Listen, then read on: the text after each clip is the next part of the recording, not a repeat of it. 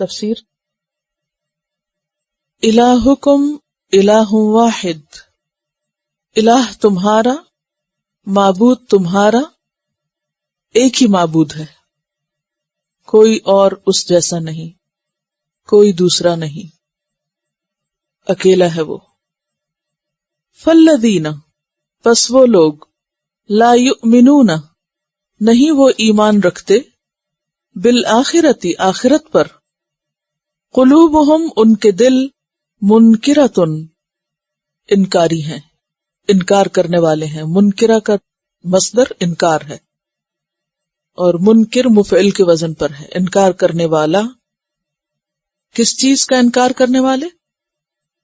اللہ کی وحدانیت کا۔ اور اس کی وجہ کیا ہے؟ وہم مستکبرون، اور وہ تکبر کرتے ہیں، مغرور ہیں، خود کو ایمان سے بالا سمجھتے ہیں، پیغمبر کی بات نہیں مانتے، کیونکہ تکبر کا معنی کیا ہے؟ بطر الحق، حق کو نہ ماننا، حق کا انکار۔ تو ان کے دلوں کا انکار دراصل ان کے دلوں کے تکبر کی علامت ہے کہ خود کو بڑی چیز سمجھتے ہیں۔ اب یہاں ذکر ہوگا کچھ ایسے لوگوں کا جو اللہ کی نعمتوں کو پہچانتے نہیں، مانتے نہیں، اور ان کو مس یوز کر رہے ہیں۔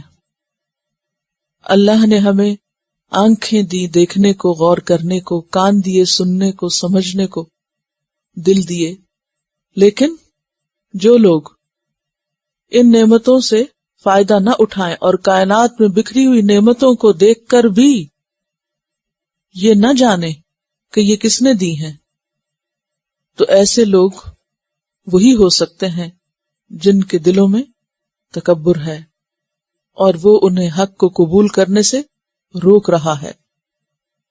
سورت مکی ہے اور اشارہ ہے خاص طور پر اہل مکہ کے طرز عمل کی طرف۔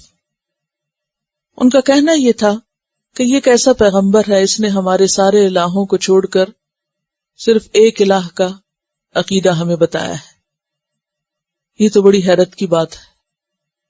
ہم اپنی بات کو وڈرا کیسے کریں؟ ہم جو اب تک سوچتے رہے ہیں اس کو کس طرح انڈو کریں؟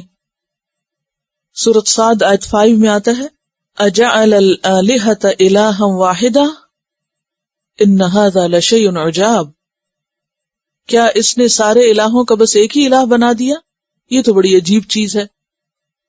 اور تعجب کا یہ اظہار دراصل ان کے تکبر کی وجہ سے تھا۔ ایسا نہیں کہ سمجھ نہیں آتی تھی ان کو، ماننا نہیں چاہتے تھے، کیونکہ جب بھی ان کے سامنے ایک اللہ کا ذکر کیا جاتا تو ان کے چہرے بگڑنے لگتے، یعنی ان کو سخت ناپسند ہوتا۔ یہ بالکل ایسے ہی جیسے کسی بھی شخص کے سامنے اگر کوئی ایسی بات کر دی جائے جو اس کو پسند نہ ہو تو اس کا اظہار یا اس کے اثرات چہرے پہ آ جاتے ہیں۔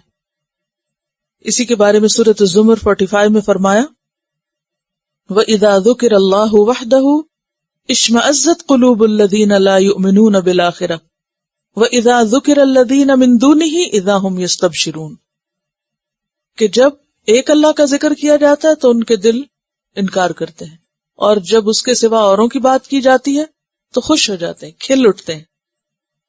سورۃ صافات 35 میں فرمایا انہم کانوا اذا قیل لہم لا الہ الا اللہ یستکبرون، ان کا حال یہ ہے کہ جب ان کے سامنے لا الہ الا اللہ پڑھا جاتا ہے تو یہ تکبر کرتے ہیں اور سننا ہی نہیں چاہتے، کیونکہ تکبر ایک ایسی کیفیت ہوتی ہے کہ جو انسان کی آنکھوں اور کانوں اور دلوں پہ پردے ڈال دیتی ہے۔ اور کفر کے بارے میں آپ نے سورۃ البقرہ کی ابتدا میں پڑھا تھا ان الذین کفروا سواء علیہم اانذرتہم ام لم تنذرہم لا یؤمنون ختم اللہ علی قلوبہم وعلی سمعہم وعلی ابصارہم غشاوۃ ولہم عذاب عظیم۔ تو بنیادی وجہ ان کی آنکھوں، کانوں اور دلوں کا درست استعمال نہ ہونا ہے۔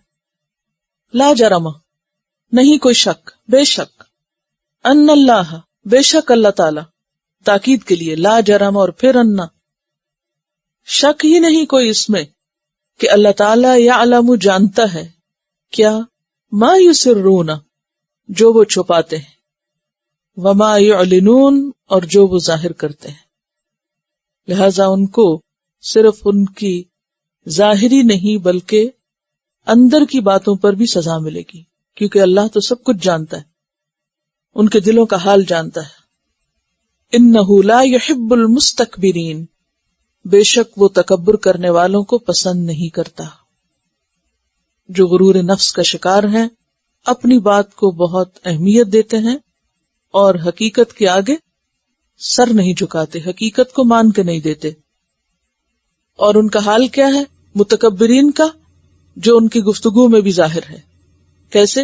وَإِذَا قِيلَ لَهُمْ، جب ان سے کہا جاتا ہے ماذا انزل ربکم، کیا کچھ اتارا تمہارے رب نے، یعنی محمد صلی اللہ علیہ وسلم پر. قالو، وہ کہتے ہیں اساطیر الاولین، کہانیاں پہلے لوگوں کی، پرانے لوگوں کی، پرانے قصے. یہ انداز کس کا ہو سکتا ہے؟ جس کا دل غرور سے بھرا ہوا ہو، جو حق کا انکار کر رہا ہو اور تکبر کے ساتھ بول بولے ایسے. یعنی یہ گفتگو جو ہے متکبرین کی گفتگو ہے، کہ جب ان سے کوئی پوچھتا ہے کہ محمد صلی اللہ علیہ وسلم پر جو کلام اترا ہے وہ کیسا ہے، کہتے کچھ نہ پوچھو، بس کہانیاں ہیں جوڑی ہوئی، جھوٹے قصے ہیں جو وہ سناتے رہتے ہیں. قرآن کے بارے میں ایسا تبصرہ کوئی معمولی بات ہے؟ اصل میں اہل مکہ چونکہ اس اعتبار سے بہت انفلوئنشل تھے کہ چاروں طرف سے لوگ عمرہ کرنے کے لیے مکہ میں آتے، دور جاہلیت میں بھی، اسلام سے پہلے بھی. یہ ایک ایسا سینٹرل پوائنٹ تھا کہ جہاں ہر طرف سے لوگ آیا کرتے تھے. یہ ان کا ایک میٹنگ پوائنٹ بھی تھا. سال بھر میں یہ ملاقات، ان کی ایک جگہ یہ اجتماع جو ہوتا تھا، اس میں بہت سی چیزیں یہ ایک دوسرے سے ایکسچینج کرتے تھے. سودے سلف کے علاوہ، تجارتی سامان کے علاوہ، شعر و شاعری، گفتگو، بہت سے مسئلے مسائل یہاں ڈسکس ہوتے تھے. اب جو لوگ باہر سے آتے اور وہ سنتے، انہوں نے سن رکھا ہوتا دوسروں سے جو ان سے پہلے یہاں سے آ کر گئے واپس، کہ مکہ میں ایک شخص نے نبوت کا دعویٰ کیا اور وہ قرآن سناتا ہے.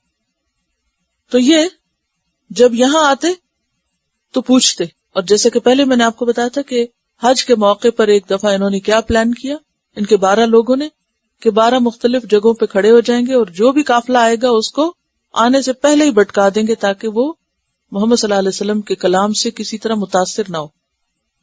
یعنی نیگیٹو پروپیگنڈا شروع سے اس طرح کریں گے کہ کوئی بات ان کی پھر چلے ہی نہ.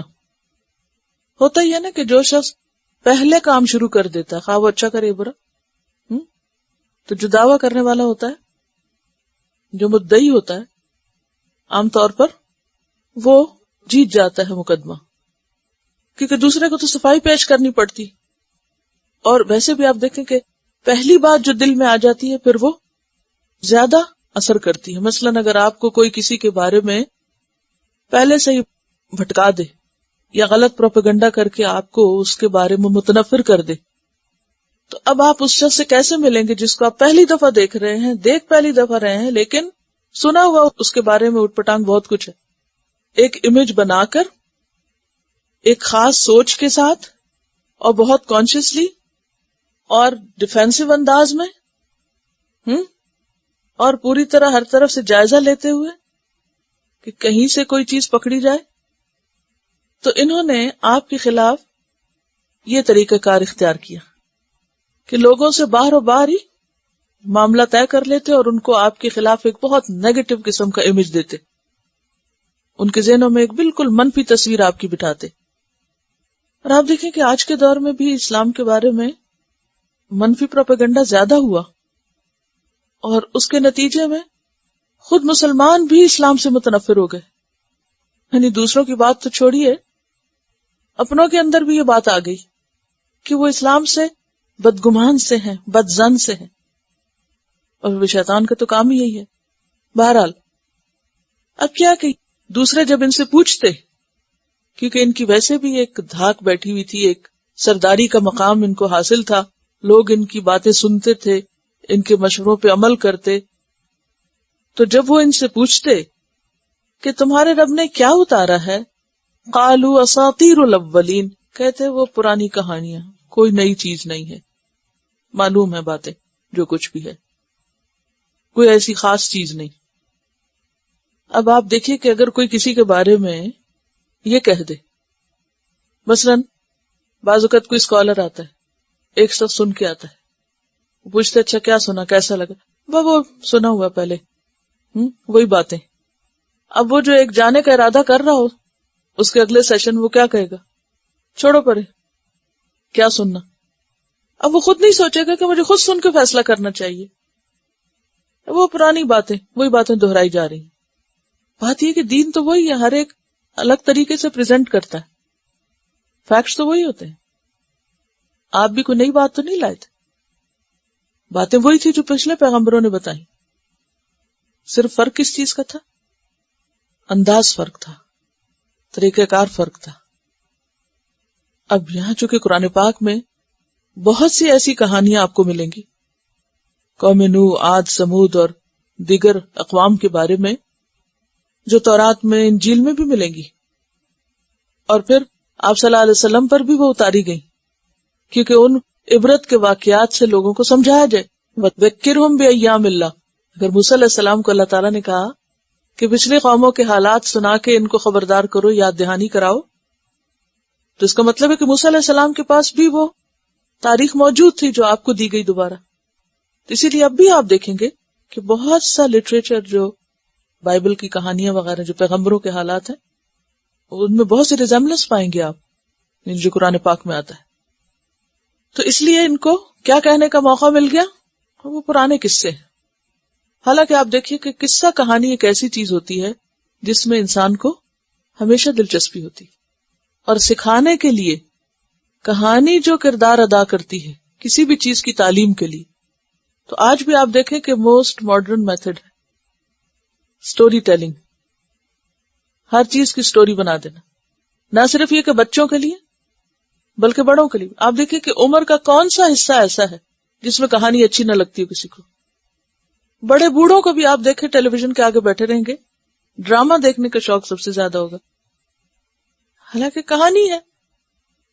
دنیا بھر کی جھوٹی کہانیاں سننے کے لیے اب بھی لوگوں میں شوق ہے، لیکن وہ کہانیاں جو عبرت کے لیے اللہ تعالیٰ نے بیان کی ایک خاص انداز سے، اس پر اعتراض ہے. حیرت کی بات ہے، کوئی اور کہانی بیان کرے تو اس کی بڑی شان ہے.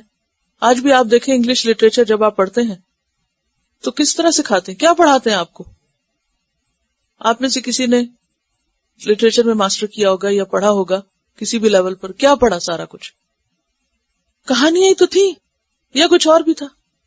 سب کہانیاں، یعنی ایک کے بعد ایک. تو ان کو کوئی نہیں کہتا کہ وہ کہانیاں اور پرانی کہانیاں آج بھی ذوق و شوق سے پڑھتے ہیں اور بڑا فخر محسوس کرتے ہیں پڑھ کے، اور پھر کوٹ کرتے رہتے ہیں ہر جگہ. شیکسپیئر کے ناول اردو میں بھی آپ دیکھیں، کسی دنیا کی زبان میں، کسی لٹریچر میں، کیونکہ کہانی کو انسان فوراً اپنے حالات سے ریلیٹ کر لیتا ہے اور اس کو وہ اپنی چیز سمجھتا ہے، اس کو پرسنل لیول پر لیتا ہے، تو اس سے سیکھنا بھی آسان ہو جاتا ہے. یعنی یہ ایک انسان کی نفسیات ہے. تو اللہ تعالیٰ نے چونکہ وہ ہمارا خالق ہے، ہمیں ہم سے زیادہ جانتا ہے، تو اس نے ہمیں بہترین طریقے سے سکھایا. لیکن ان لوگوں نے اس کو بھی الٹ بتایا نیگیٹو انداز میں. تو اساطیر جو ہے وہ سطر سے ہے، سین تو رے. سطر کس کو کہتے ہیں؟ لائن کو، قطار کو. اور جب کوئی چیز لکھی جاتی ہے تو وہ کیسے لکھی جاتی؟ لائن میں. تو اس سے پھر لکھی ہوئی چیز جو ہے اس کے لیے استعمال ہونے لگا، اور خصوصاً لکھی ہوئی کہانی کے لیے. اسطورہ اس کی واحد ہے اور اساطیر جمع. اور اسطورہ عموماً اس کہانی کو کہتے ہیں جو من گھڑت ہو، کیونکہ کہتے ہیں جو کہانی جتنی جھوٹی ہو اتنی ہی زیادہ دلچسپ ہوتی. اور اب آپ دیکھیں کہ آپ کے بچے جو کچھ پڑھتے ہیں کہانیوں کے نام پہ، کیا سچائی ہے ان میں؟ سب من گھڑت کہانیاں. کبھی آپ سے کسی نے پوچھا کہ آپ کا بچہ کیا پڑھ رہا ہے آج کل؟ اور آپ بڑے فخر سے آتھرز کے نام بتاتے ہیں. کبھی نہیں کہیں گے اساطیر، من گڑت کہانیاں، جھوٹے قصے. کبھی کہا آپ نے کہ بچہ کیا پڑھ رہا ہے؟ جھوٹے قصے. کوئی نہیں کہے گا. تو بات یہ ہے کہ ہم جب اپنی مرضی کا کوئی کام کرتے ہیں تو خواہ وہ کتنا بھی غلط ہو اس کی ہم بہت جسٹیفیکیشن دے سکتے ہیں، لیکن جب خیر اور بھلائی کے لیے اس ٹول کو استعمال کیا جا رہا ہو تو ہم الٹ معنوں میں اس کو لیتے ہیں. تو وَإِذَا قِيلَ لَهُمْ مَاذَا أَنزَلَ رَبُّكُمْ، اور آج بھی آپ دیکھیں کہ لوگوں سے اگر پوچھا جائے کہ قرآن پاک میں کیا ہے، تم نے پڑھا ہے، کیسے لگا ہے، تو بہت سے لوگ جو تبصرے کرتے ہیں وہ کچھ پرانے لوگوں سے مختلف نہیں ہیں. آج بھی یہ کہتے ہیں. اور اچھے بھلے سمجھدار لوگ خود چونکہ سمجھ نہیں آتی ان کو قرآن کی، تو پوچھا جائے کہتے بس وہ ایک کہانی کئی دفعہ بیان ہوئی، وہ بار بار ریپیٹیشن ہی ہے، کچھ سمجھ نہیں آتی کیا لکھا ہے قرآن میں. تو اس دور میں اہل مکہ بھی کیا کہتے، سورۃ الفرقان 5 میں آتا ہے وَقَالُوا أَسَاطِيرُ الْأَوَّلِينَ اكْتَتَبَهَا فَهِيَ تُمْلَى عَلَيْهِ بُكْرَةً وَأَصِيلًا، کہ یہ دوسرے لوگ اس کو لکھواتے ہیں اور صبح و شام اس پر املا کرائی جاتی ہیں. یعنی ان کا خیال یہ تھا کچھ مکہ کے غلاموں کی طرف جو یہودی یا نصرانی تھے ان کی طرف منسوب کرتے کہ وہ آ کے ان کو سنا جاتے ہیں آپ صلی اللہ علیہ وسلم کو، اور یہ صبح شام پھر آپ پر لکھوائی جاتی ہیں، پھر آپ بیان کرتے ہیں آگے. اور کبھی کہتے الانفال 31 میں آتا ہے وَإِذَا تُتْلَى عَلَيْهِمْ آيَاتُنَا قَالُوا قَدْ سَمِعْنَا، ہمیں پتہ ہے، سنی ہوئی ہم نے. لَوْ نَشَاءُ لَقُلْنَا مِثْلَ هَذَا، ہم چاہیں تو ہم بھی ایسی بہت سی باتیں بنا دیں. ان ھذا الا اساطیر الاولین، اور اولین کس کی جمع ہے؟ اول کی، اور اول میں نے پہلا، یعنی پرانے لوگ، قدیم لوگ. اللہ تعالیٰ نے ان کا جواب کیا دیا؟ الفرقان 6 میں جواب ہے قل انزلہ الذی یعلم السر، یہ تو اس نے نازل کیا جو سارے راز جانتا ہے. یہ باتیں وہ اس لیے کر رہے ہیں لیحملوا اوزارہم کاملۃ، تاکہ وہ اٹھائیں اپنے بوجھ، یعنی اپنے گناہوں کے بوجھ، کاملتاً مکمل، پورے کے پورے، یوم القیامتی، قیامت کے دن. یعنی جو کچھ وہ کما رہے ہیں ایسی باتیں کر کے اور خاص طور پر دوسروں کو بھٹکا کے، اس کا ان کو بہت سخت نتیجہ دیکھنا پڑے گا. کس طرح کہ یہ اپنے بوجھ بھی اٹھائیں گے، وَمِنْ أَوْزَارِ الَّذِينَ، اور بعض بوجھ ان لوگوں کے، يُضِلُّونَهُمْ، جن کو یہ بھٹکا رہے ہیں، گمراہ کر رہے ہیں، بغیر علم، بغیر علم کے. الا، خبردار، ساء، کتنا برا ہے، ما یزرون، جو وہ بوجھ اٹھا رہے ہیں. قرآن جیسی عظیم کتاب کے بارے میں جب کوئی ایسا تبصرہ کرتا ہے تو اسے پکڑ کیوں نہیں لیا جاتا؟ یعنی ذہن میں خیال آتا نہیں اللہ کا کلام ہے. اب دیکھیے کہ اگر آپ نے کوئی چیز لکھی ہو، مثلا آپ نے اسائنمنٹ میں کوئی جواب لکھا، استاد نے اس پر کوئی تبصرہ کر دیا، کوئی نمبر کاٹ لیا، تو آپ کا ری ایکشن کیا ہوتا ہے؟ شکریہ ادا کرتے ہیں کہ الحمدللہ کہ میری غلطی مجھے پتہ چل گئی، میں آئندہ تو نہیں یہ کروں گا. نہیں، اکثر لوگ غلطی ماننے کو تیار نہیں ہوتے، وہ الٹا ری ایکشن کرتے ہیں اس پر کہ یہ کیا کیوں، حالانکہ اس میں بہت احتمال ہے کہ ہمارا لکھا ہوا غلط بھی ہو سکتا ہے. تو ہمارے لکھے ہوئے کے ساتھ اگر کوئی کچھ کرے تو ہم فوراً اعتراض کرنے پہنچ جاتے کہ کیوں ایسا کیا. لیکن اللہ تعالی جو سب سے عظیم ہے اور اس کا کلام جو سب سے بہترین ہے، اس پر جب یہ لوگ اس قسم کے تبصرے کرتے ہیں تو انسان سوچتا ہے کہ ان کی پکڑ کیوں نہیں ہوتی، کتنی زبانیں دراز ہیں ان کو تو فوراً ہی پکڑ لیا جانا چاہیے. لیکن اللہ تعالیٰ کیوں نہیں پکڑتا؟ تاکہ یہ خوب باتیں کریں، ایسی گناہوں کا بوجھ اکٹھا کریں اور یہ گناہوں کی پوٹلی سر پہ اٹھائیں قیامت کے دن، اور صرف اپنے نہیں بلکہ ایسی باتیں کر کے جس کو بھٹکا رہے ہیں اور وہ بھٹک کے جو آگے وہ بھی باتیں کر رہے ہیں ان سب کے گناہ بھی سمیٹ کے اپنے سر پہ اٹھائیں اور قیامت کے دن ان کی سزا بھگتیں. اس لیے اللہ ان کو مہلت دے رہا ہے، کیونکہ انسان کو ملنے والی مہلت، اور خصوصاً اس وقت جب وہ غلط کام کر رہا ہو وہ اس کے حق میں بہت بڑی سزا ہے اور برا ہے اس کے لیے. لیحملوا، یہ ایسا اس لیے ہے کہ اٹھائیں، خوب جمع کریں بوجھ، گناہ پورے کے پورے، اپنے بھی اور جن کو بھٹکایا ان کے بھی. من اوزار، من کا مطلب بعض، کیونکہ سارے گناہوں کے بوجھ ان کے نہیں، بلکہ ان کے بھٹکانے سے جو وہ بھٹکے، جتنا ان کی باتوں کا ان کے برے کاموں میں حصہ تھا وہ حصہ ان کو بھی ملے. اور پھر خاص طور پر آپ دیکھیں جن کو یہ بغیر علم کے بھٹکا رہے تھے. اب بغیر علم کس کا؟ دونوں کا. بھٹکانے والوں کے پاس بھی صحیح علم نہیں، بات کی حقیقت تک نہیں پہنچے. اور بھٹکنے والے کیوں بھٹکے؟ کیونکہ انہوں نے اصل چیز کو دیکھا ہی نہیں. بہت سے لوگ جو منفی پروپیگنڈے کا شکار ہوتے ہیں وہ خود کوئی تحقیق نہیں کرتے، وہ صرف سنی سنائی باتوں پہ دوسرے کی ہاں میں ہاں ملا کے خیر سے محروم ہو جاتے ہیں. یعنی بعض اوقات کسی بھی شخص کے بارے میں، نبی صلی اللہ علیہ وسلم کے بارے میں، قرآن کے بارے میں، بعد میں بھی علماء کے بارے میں، بعض اوقات لوگ منفی باتیں جب کرتے ہیں، ہاں تمہیں نہیں معلوم فلاں یہود کا ایجنٹ ہے، تمہیں نہیں معلوم فلاں کیا کرتا ہے، اور وہ کہتے اچھا، تو اب اللہ کی پناہ، اللہ اس سے بچائے، ہم تو کبھی بھی نہ سنیں اس کو. یعنی دور سے ہی کان بند کر لیتے ہیں، خود سننے کی بھی زحمت گوارا نہیں کرتے. تو چونکہ ان کے اپنے پاس فرسٹ ہینڈ نالج نہیں ہوتا، لہٰذا وہ دوسروں کی باتوں میں آ جاتے ہیں. یدلونہم بغیر علم، ان کی لا علمی اور جہالت سے لوگ فائدہ اٹھا کے ان کو خوب بھٹکا دیتے ہیں. تو اس سے آپ اندازہ لگائیں کہ لا علمی اور کسی چیز کے بارے میں نہ جاننا انسان کو سزا سے نہیں بچا سکتا. بہت سے لوگ قرآن نہیں پڑھتے، کس لیے؟ پتہ چل جائے گا تو پکڑ ہوگی. لہٰذا جب جاہل رہتے ہیں، اندھیرے میں ہوتے ہیں، تو جس کا جی چاہتا ہے وہ ان کو جدھر چاہتا ہے لے جاتا ہے. اب وہ اپنے اندر بڑے خوش رہتے ہیں، وہ کیا کہتے ہیں؟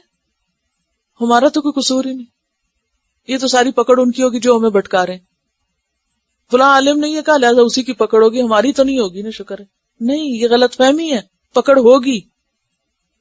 آپ کا فرض بنتا تھا کہ آپ صحیح اور غلط کو جانتے. ہاں، کوشش کے باوجود اگر لا علمی رہ گئی تو وہ اور بات ہے. اب کیا ہوتا ہے کہ لوگ لا علمی میں رہنا اس لیے پسند کرتے ہیں کہ ان کی پکڑ نہ ہو، حالانکہ یہ بات بھی ان کی لا علمی پر مبنی ہے. یہ بات کہ پکڑ نہیں ہوگی کہ ہم لا علم رہیں، یہ بھی لا علمی ہے ان کی، ان کو پتہ ہی نہیں کہ پکڑ ہوگی. جان بوجھ کر لا علم. ایک تو یہ نا کہ کسی کے پاس کوئی موقع ہے ہی نہیں، یا اس کی عقل ہی کام نہیں کرتی، اس کی بات تو اور ہے. لیکن جس کے پاس مواقع ہوں اور پھر وہ جان بوجھ کے لا علم بنا رہے تو اس کی تو پکڑ ہوگی. کہ خود جاؤ دیکھو، صرف سنی سنائی پہ نہیں رہو. حج کے دور میں تو کہیں بھی ایکسکیوز نہیں، کیونکہ پڑھنے کی چیزیں، سننے کی چیزیں، دیکھنے کی، علم اتنا ترقی کر گیا اور وسائل اور اویلیبلٹی ہر چیز کی اتنی ہے کہ اگر آپ کے اپنے اندر طلب ہے تو بہت سے راستے ہیں آپ کے لیے.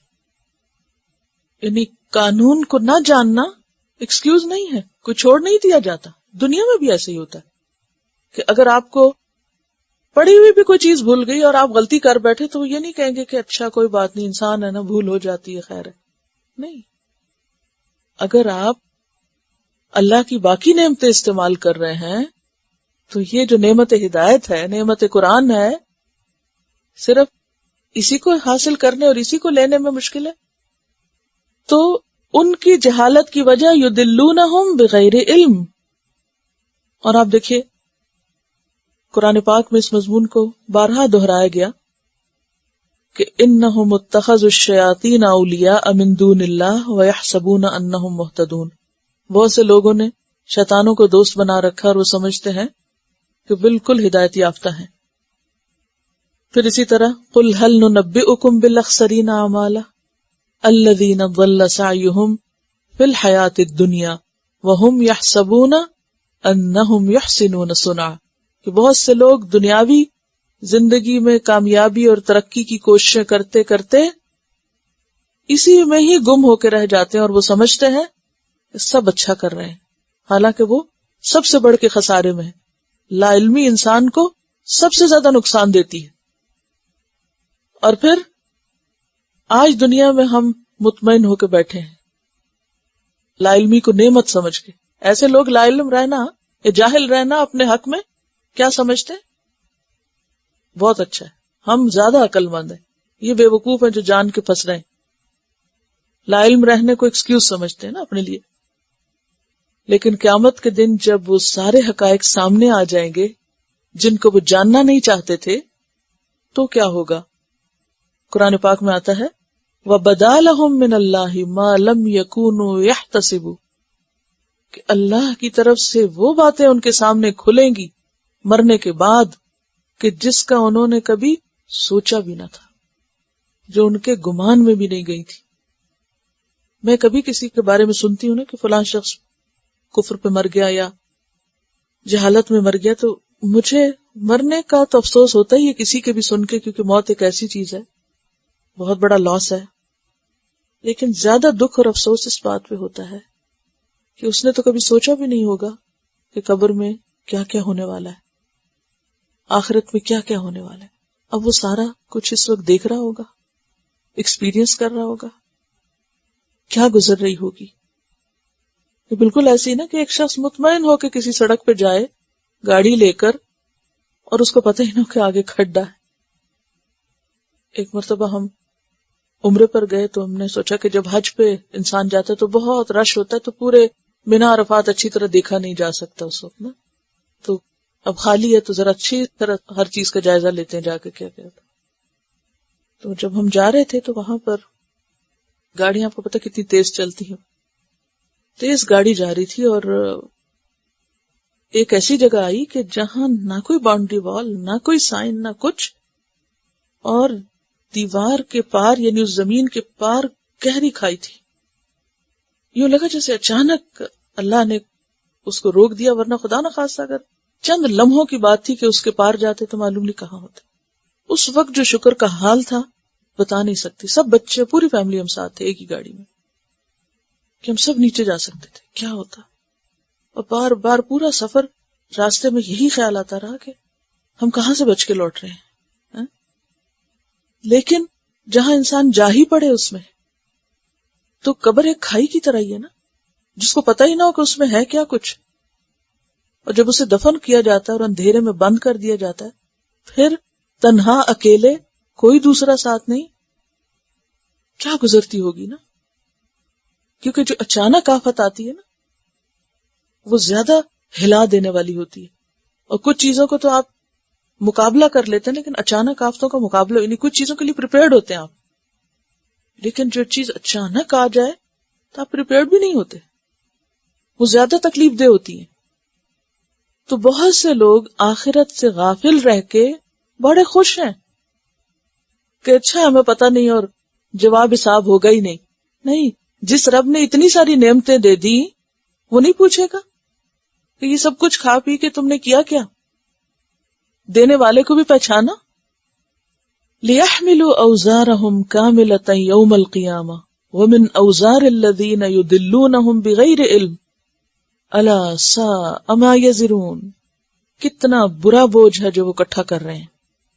اب دیکھیے کہ بوجھ کبھی بھی خوشگوار نہیں ہوا. کوئی بھی بوجھ ہو، کبھی کوئی ایسا موقع ہو کہ جہاں آپ کو اپنے بوجھ کے ساتھ آپ تھکے ہوئے اور کوئی اور کہ میرا بھی اٹھا لو، تو کیا گزرے گی. تو امیجن کریں کہ قیامت کے دن اپنے بوجھ اور اپنے بوجھوں کے ساتھ جتنے لوگوں کو بھٹکایا ایسی فضول باتیں کر کے، ان سب کے بھی بوجھ، تو حالت کیا ہوگی انسان کی. اسی لیے اللہ تعالیٰ فرماتے الا ساء ما یزرون، بدترین ہے وہ بوجھ جو وہ اٹھائے ہوئے ہوں گے قیامت کے دن. العنکبوت 13 میں آتا ہے وَلَيَحْمِلُنَّ أَثْقَالَهُمْ وَأَثْقَالًا مَعَ أَثْقَالِهِمْ، ضرور اٹھائیں گے اپنے بوجھ اور دوسروں کے بوجھ بھی اپنے بوجھوں کے ساتھ.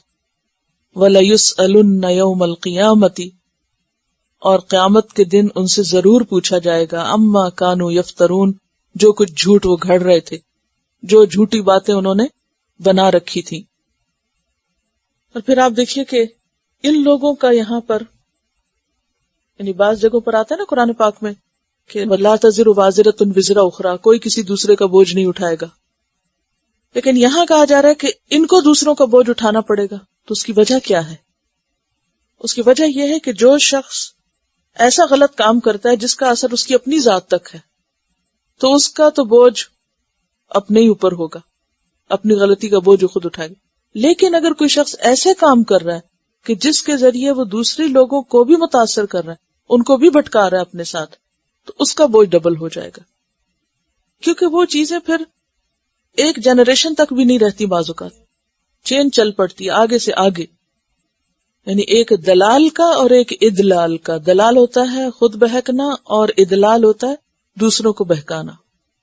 تو ایسی باتیں، دین کے خلاف منفی پروپیگنڈا، یہ ایک حصہ نہیں ہے گناہ کا، یہ ملٹی پلائی ہوتا ہے. جتنے لوگ اس پروپیگنڈے سے متاثر ہوتے ہیں ان سب کی غلطی کا بوجھ بھی اس شخص پہ آ جاتا ہے. ان کا اپنا بھی رہتا ہے اور ایک حصہ اس کا ان کو بھی مل جاتا ہے. ایسا نہیں ہوتا کہ وہ بچ جائیں.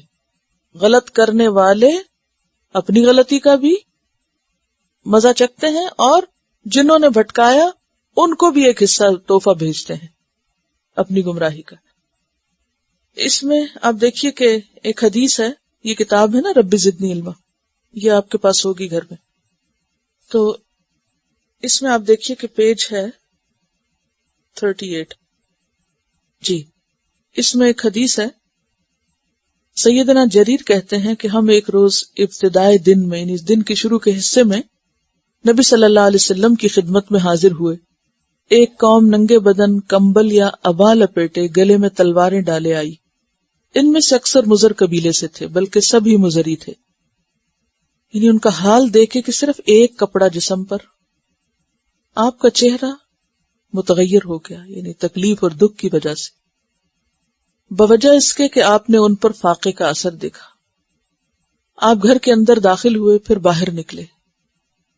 بلال کو حکم دیا، انہوں نے اذان کہی، تکبیر کہی، نماز پڑھی، پھر خطبہ ارشاد فرمایا، اے لوگو ڈرو اپنے پروردگار سے جس نے تمہیں ایک جان سے پیدا کیا، آخر تک.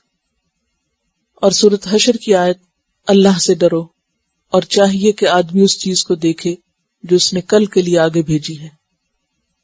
یعنی ہر شخص کیا دیکھے، اس نے کل کے لیے آگے کیا بھیجا ہے. آدمی اپنے درہم و دینار، اپنے کپڑے، اپنے گندم کے پیمانے، کھجور کے پیمانے سے صدقہ و خیرات کرے، یہاں تک فرمایا کہ اگرچہ کھجور کا ٹکڑا ہو.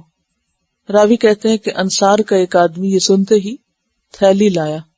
قریب تھا کہ اس کی ہتھیلی اس کے اٹھانے سے عاجز آ جائے، بلکہ عاجز آ گئی. یعنی جب آپ خطبہ دے رہے تھے تو وہ فوراً اٹھا اور جا کے اٹھا لایا. پھر لوگ پے در پے صدقہ لائے، یہاں تک کہ میں نے کھانے اور کپڑے کی 2 ڈھیریاں دیکھی، حتیٰ کہ میں نے رسول اللہ صلی اللہ علیہ وسلم کا چہرہ انور دیکھا، گویا سونے کی طرح چمک رہا ہے. اس موقع پر آپ نے فرمایا، جو اسلام میں نیک طریقہ عام کرے اس کے لیے اس کا ثواب ہے، اور اس شخص کا ثواب بھی جس نے اس کے بعد اس پر عمل کیا، یعنی دوسروں نے اس کو دیکھ کے جو نیکی کی، بغیر اس کے کہ ان کا ثواب کچھ بھی کم ہو. اور جس نے برے طریقے کو عام کیا اس پر اس کا گناہ ہے، اور ان لوگوں کا گناہ بھی جو اس کے بعد اس پر عمل کریں، اس کے بغیر کہ ان کے گناہوں میں کچھ کمی ہو. یعنی یہ نہیں کہ وہ گناہ کر کے ان کو بھیج دیں گے جنہوں نے ابتدا کی تھی، بلکہ خود بھی بھگتیں گے اور ایک حصہ شروع کرنے والوں کو بھی دیں گے. تو یہ ایک حقیقت ہے کہ انسان ایسی تمام باتوں کے بارے میں، خواہ وہ چھوٹی ہوں یا بڑی، بعض برائیاں دیکھنے میں بہت چھوٹی ہوتی ہیں. اب یہ 2 لفظ ہیں، صرف 2 لفظ، اساطیر الاولین. قرآن پہ تبصرہ کیا ہے؟ قرآن اساطیر الاولین.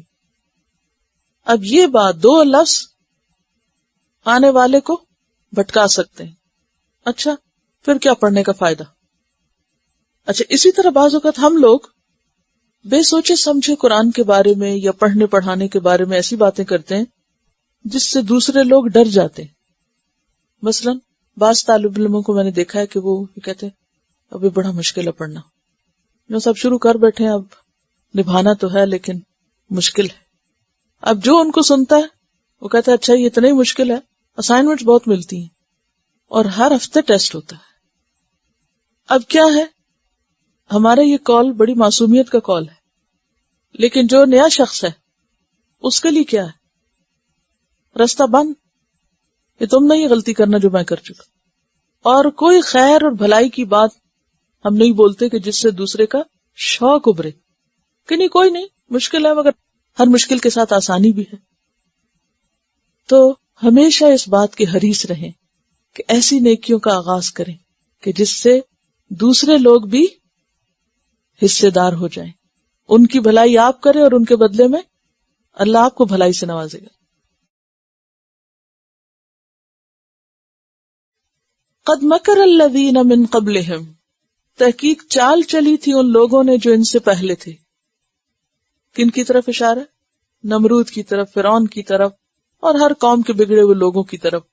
انہوں نے بھی ایسی چالیں چلی تھی۔ اصل میں یہ اساطیر الاولین کہنا کیا تھا؟ دراصل قرآن کے خلاف، نبی صلی اللہ علیہ وسلم کے خلاف ایک چال تھی۔ نئے آنے والے لوگوں کو، انجان لوگوں کو ایسی باتیں کہہ کے بھٹکاتے۔ منفی پروپیگنڈا کیا ہوتا ہے اصل میں؟ نیگیٹو پروپیگنڈا کس لیے ہوتا ہے؟ ایک چال ہوتی ہے نا، لوگوں کو صحیح بات سے دور کرنے کے لیے ایک چال چلی جاتی ہے، بدظن کرنے کی۔ تو یہ سب چیزیں جو ہیں ہر دور میں رہی ہیں۔ فرمایا یہ پہلے لوگوں نے بھی اس طرح کی بہت سی چالیں چلی تھی، ایسے بہت سے ہتھ کنڈے اور پروپیگنڈے استعمال کیے تھے۔ کیسے؟ کہ جس سے لوگوں کو دین کے خلاف بھٹکایا جا سکے، دین کے خلاف کیا جا سکے۔ کیونکہ یہ مزاج بہت کم لوگوں میں ہوتا ہے کہ کسی کی بات سن کے پھر اپنی عقل استعمال کریں، ویری فیو۔ اکثر لوگ کوئی جھوٹ کہے یا سچ کہے اس کو سچ مان لیتے ہیں۔ فرمایا قد مکر الذین من قبلہم، آپ کو تسلی دی جا رہی ہے کہ پہلے انبیاء کے ساتھ بھی یہی ہوا، ان کی قوم کے لوگوں نے ان کے خلاف چالیں چلی، لیکن نتیجہ کیا ہوا؟ فَأَتَى اللَّهُ، پس آیا اللہ، بنیانہم، ان کی عمارت کو، چالوں والی عمارت کو، من القواعد، القاعدہ کی جمع، بنیادوں سے، اللہ ان کی عمارت کو بنیادوں سے آیا، فخر، تو گر پڑی، علیہم، ان پر، السقف، چھت، من فوقہم، ان کے اوپر سے، وَأَتَاهُمُ الْعَذَابُ، اور آیا ان کے پاس عذاب، من حیث لا یشعرون، جہاں سے وہ سمجھتے بھی نہ تھے، ان کا خیال بھی نہ گزرا، توقع بھی نہ تھی۔ امیجن کریں کسی ایسی عمارت کے بارے میں جسے لوگوں نے اپنی حفاظت کے لیے بنایا ہو، ایک مضبوط بھاری قلعہ، کس لیے بنایا؟ تاکہ وہ دشمن کے وار سے بچ سکے۔ لیکن ایک ایسا زلزلہ آیا کہ جس نے بنیادیں ہلائیں، پلرز گرے، نتیجتاً چھت سر پہ گری اور سب دب کے اس میں مر گئے۔ تو پچھلی قوموں کے لوگوں نے سازشوں کا جو جال بنا، اور یہ سازشیں کس لیے وہ کرتے تھے؟ تاکہ ان کا دین، ان کا کلچر اور ان کا جو طریقہ ہے وہ بچ جائے، محفوظ رہے، ان کو کوئی نقصان نہ پہنچے، کہ یہ نظریہ عام نہ ہو۔ اگر یہ کلچر عام ہو گئے تو پھر ہمارا کیا بنے گا؟ اب جو چالیں انہوں نے چلی، اللہ نے ان چالوں سے بنی ہوئی عمارت کو ایسا گرایا کہ چھتیں ان کے سر پہ گری اور وہ سب دب کے ختم ہوئے اس میں۔ اشارہ ہے پچھلی قوموں کے اوپر آنے والے عذابوں کی طرف کہ کس طرح ان کی تباہی ہوئی۔ مثلاً فرعون کے بارے میں آتا نا، وَدَمَّرْنَا مَا كَانَ يَصْنَعُ فِرْعَوْنُ وَقَوْمُهُ وَمَا كَانُوا يَعْرِشُونَ، اور برباد کر دیا ہم نے جو بھی فرعون کرتا تھا اور اس کی قوم، اور جو وہ اوپر چڑھاتے تھے۔ الاعراف 137۔ سورۃ ابراہیم میں بھی آپ پڑھ چکے ہیں 46 میں، وَقَدْ مَكَرُوا مَكْرَهُمْ وَعِنْدَ اللَّهِ مَكْرُهُمْ وَإِنْ كَانَ مَكْرُهُمْ لِتَزُولَ مِنْهُ الْجِبَالُ۔ بہت بھاری چالیں انہوں نے چلی تھی، ایسے ایسے طریقے اختیار کیے پیغمبروں سے متنفر کرنے کے لوگوں کو، بدظن کرنے کے، کہ اس سے پہاڑ بھی ٹل جائیں. لیکن نتیجہ کیا ہوا؟ وَمَكَرُوا وَمَكَرَ اللَّهُ وَاللَّهُ خَيْرُ الْمَاكِرِينَ. اور قوم صالح کے بارے میں بھی اللہ تعالیٰ فرماتے ہیں النمل 50 اور 51 میں وَمَكَرُوا مَكْرًا وَمَكَرْنَا مَكْرًا وَهُمْ لَا يَشْعُرُونَ فَانظُرْ كَيْفَ كَانَ عَاقِبَةُ مَكْرِهِمْ أَنَّا دَمَّرْنَاهُمْ وَقَوْمَهُمْ أَجْمَعِينَ. اور یہ بات انسان کو کتنا اعتماد دیتی ہے اگر وہ صحیح رستے پہ جا رہا ہو کہ کسی کی سازش اور چال میرا کچھ نہیں بگاڑ سکتی. کیونکہ پچھلے انبیاء اور پیغمبروں کے ساتھ تو بہت بڑی بڑی چالیں چلی گئیں، لیکن الٹیمیٹلی ہمیشہ کامیابی کس کی ہوئی؟ حق کی. سورۃ نوح میں قوم نوح کے بارے میں آتا ہے وَمَكَرُوا مَكْرًا كُبَّارًا. انہوں نے چال چلی بہت بڑی چال، لیکن ہمیشہ کیا ہوتا ہے؟ چال چلنے والے کو اس کی اپنی چال ہی گھیر لیتی ہے. وَلَا يَحِيقُ الْمَكْرُ السَّيِّئُ إِلَّا بِأَهْلِهِ سورۃ فاطر 43. تو اس لیے انسان کو ہمیشہ اللہ سے ڈرتے رہنا چاہیے اور سچائی کے خلاف، حق کے خلاف کوئی بھی بات کرتے ہوئے محتاط رہنا چاہیے، چاہے وہ مذاق میں ہو اور چاہے وہ کسی بھی انداز میں. ثم یوم القیامت یخزیہم، پھر قیامت کے دن وہ ان سب کو رسوا کرے گا. کیسے؟ پیچھے آپ پڑھ چکے ہیں قیامت کے دن کی رسوائی کس چیز میں ہے؟ جہنم میں جانے کی صورت میں. دوزخ میں جانا ان کا کیا ہے دراصل؟ رسوائی کا سبب.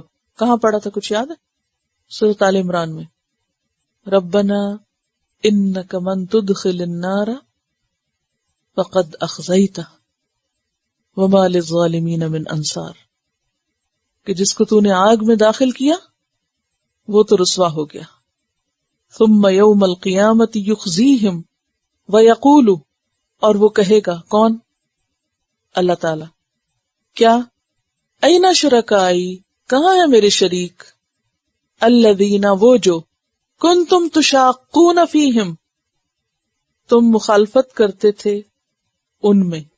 تشاقون کا لفظ جو ہے یہ شقاق سے ہے، پڑھا نا پیچھے. کہاں؟ لفی شقاق بعید. تو کیا معنی شقاق کا؟ مخالفت، عداوت، ضد، جھگڑنا. اور شین قاف، قاف اس کا روٹ ہے. شق، شق کا کیا مطلب ہوتا ہے؟ پھٹنا، الگ الگ ہونا. تنشق الارض، یعنی جن کی وجہ سے تم مخالفت کر رہے تھے. جیسے سورۃ القصص میں آتا ہے 62 میں وَيَوْمَ يُنَادِيهِمْ فَيَقُولُ أَيْنَ شُرَكَائِيَ الَّذِينَ كُنْتُمْ تَزْعُمُونَ قَالَ الَّذِينَ أُوتُوا الْعِلْمَ، کہیں گے وہ لوگ جنہیں علم دیا گیا. کون ہے یہ؟ انبیاء اور دیگر اہل علم جو مومنوں میں سے تھے، جو توحید کی دعوت دیتے تھے. ان الخزي اليوم، بے شک رسوائی آج کے دن، والسوء، اور برائی، علی الکافرین، کافروں پر ہے. آج تو کافروں کی شامت آئی ہوئی ہے، کیونکہ رسوائی اور برائی ان کے پلے پڑ گئی. کیونکہ کوئی ان کا کام نہیں آئے گا، کوئی مددگار نہیں ہوگی. کہ اللہ تعالیٰ کیوں پوچھے گا ان سے کہاں ہے تمہارے شریک؟ کس لیے یہ سوال کیا جائے گا؟ کہاں ہے؟ آج تو وہ کوئی نظر نہیں آ رہے کہ وہ تمہاری مدد کرے، اور کوئی کر بھی کیسے سکتا ہے؟ ما لہ من قوۃ ولا ناصر، اس دن کوئی بھی مددگار نہ ہوگا. الذین تتوفاہم الملائکۃ، وہ لوگ کہ فوت کریں گے ان کو فرشتے، اس حال میں کہ ظالمی انفسہم، وہ اپنی جانوں پر ظلم کرنے والے ہوں گے. ظالمی اصل میں ظالمین تھا، نون اڑ گیا اضافت کی وجہ سے، مضاف مضاف الیہ ہے. یہ اپنی جانوں پر ظلم کرنے والے جب موت کی زد میں آئیں گے. اور ظلم سے کیا مراد ہوتا ہے؟ شرک اور کفر، اور اللہ کا حق نہ دینا یا بندوں کا حق مارنا، سب چیزیں جو ظلم میں شامل ہیں. ظالموں کو جب موت آئے گی تو اس وقت ان کا طریقہ کیا ہوگا؟ فَأَلْقَوُا السَّلَمَ، تو وہ ڈال دیں گے صلح، فوراً مان جائیں گے، سرنڈر کر دیں گے. یہ معنی ہے. اور کیا کہیں گے؟ ما کننا نعمل من سوء، ہم کوئی برا کام نہیں کر رہے. یہ بالکل ایسے جیسے کوئی رنگے ہاتھوں پکڑا جائے تو فوراً وہ امراۃ العزیز کی بات آپ یاد رکھیے کہ بالکل الٹ گئی. تو یہاں بھی وہ کیا کریں گے؟ فوراً تردید شروع کر دیں گے، ڈیفینسو پوزیشن میں آ جائیں گے. ما کننا نعمل من سوء، ہم تو کوئی غلط کام نہیں کر رہے تھے، ہم تو بہت بالکل معصوم لوگ ہیں، کچھ برائی کی نہیں، ہم نے کیا کیا؟ بلا، کیوں نہیں. اور بلا کا لفظ ہے نا، اس کے دو معنی ہوتے ہیں. ایک ہوتا ہے پچھلی بات کی نفی، نہ کے معنوں، اور ایک ہوتا ہے سوال کا جواب، جی ہاں. آپ میں سے کسی کو سرائکی آتی؟ اس میں آپ دیکھیں کہ اگر کسی کو کچھ پوچھا جائے یا بلایا جائے تو کیا کہتے ہیں؟ بلے. یا فارسی میں بھی شاید کہتے ہیں، جی سرائکی میں بھی کہتے ہیں اور فارسی میں بھی کہتے ہیں. تو بلا اس معنی میں بھی استعمال ہوتا ہے، ٹھیک ہے، کہ جب کسی سے کچھ پوچھا جائے تو کہا جی ہاں، کیوں نہیں.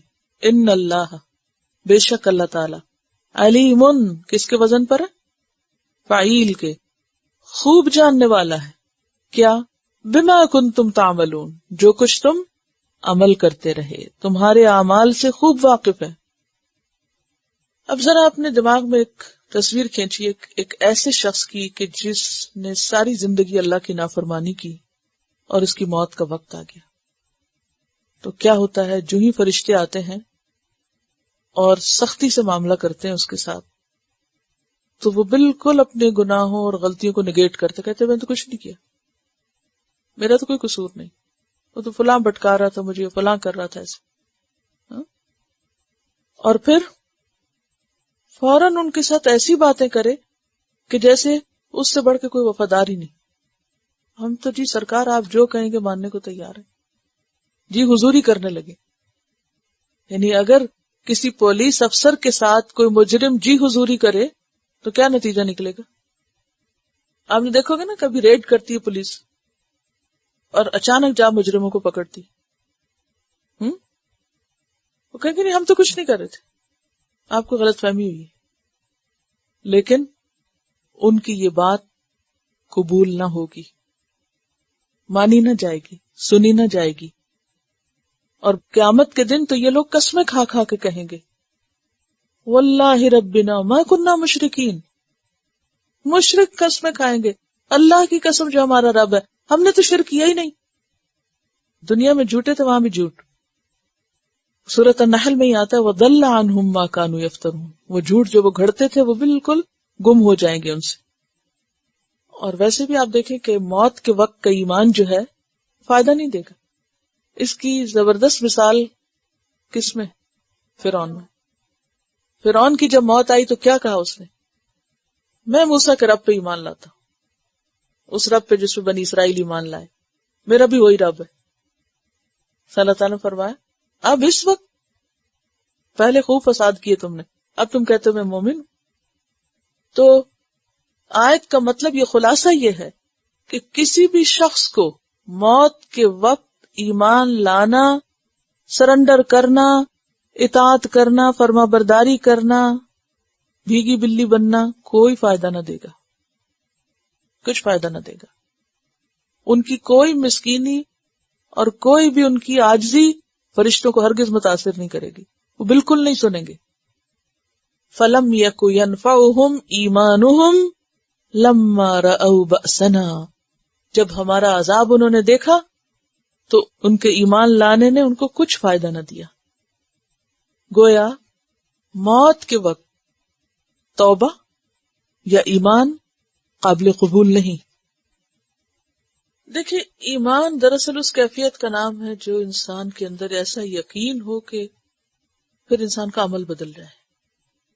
آخرت پر ہم سب اپنا ایمان ٹیسٹ کر سکتے ہیں کہ آخرت میں جواب اور حساب کا خوف میری زبان کو کتنی دفعہ روکتا ہے، کسی حرام چیز کو کتنی دفعہ روکتا ہے. کسی بھی غلط کام کو کرتے وقت کیا مجھے آخرت کے حساب کا فکر لگتا تو میں رک جاتی ہوں؟ جب کوئی غلطی کرنے کو جس کو پتا ہوگا یہ غلط ہے کرنے کو دل چاہ رہا تو فوراً اپنے آپ سے پوچھا کرے کہ مجھے یقین ہے کہ یہ لکھا جا رہا ہے اور اس کا جواب دینا ہوگا. تو جتنا وہ یقین پختہ ہوگا اسی درجے کی انسان کے اندر صلاحیت پیدا ہوتی جائے گی برائیوں کو چھوڑنے کی. اور انسان جتنا اس سے غافل ہوتا ہے اتنا ہی وہ شتر بے مہار ہو جاتا ہے. اس وقت ان سے کہا جائے گا موت کے وقت فادخلوا ابواب جہنم خالدین فیہا، داخل ہو جاؤ جہنم کے دروازوں میں، ان میں ہمیشہ رہنے والے یا ہمیشہ رہنے کے لیے. اب جہنم کے دروازے کتنے ہیں؟ سورۃ الحجر میں آپ پڑھ چکے ہیں، لہا سبعۃ ابواب لکل باب منہم جزء مقسوم. یعنی موت کے وقت انسان کو اس کا اگلا انجام نظر آنے لگے گا کہ آج جو تمہاری شامت آئی ہے اب اس کا اینڈ ریزلٹ کیا ہوگا، آخری مرحلہ کہاں ہوگا، جہنم کے دروازے میں داخل ہونا. یہ موت کے وقت ان کو بتا دیا جاتا ہے. بہت سے لوگ عذاب قبر اور ان سب باتوں کا یقین نہیں کرتے.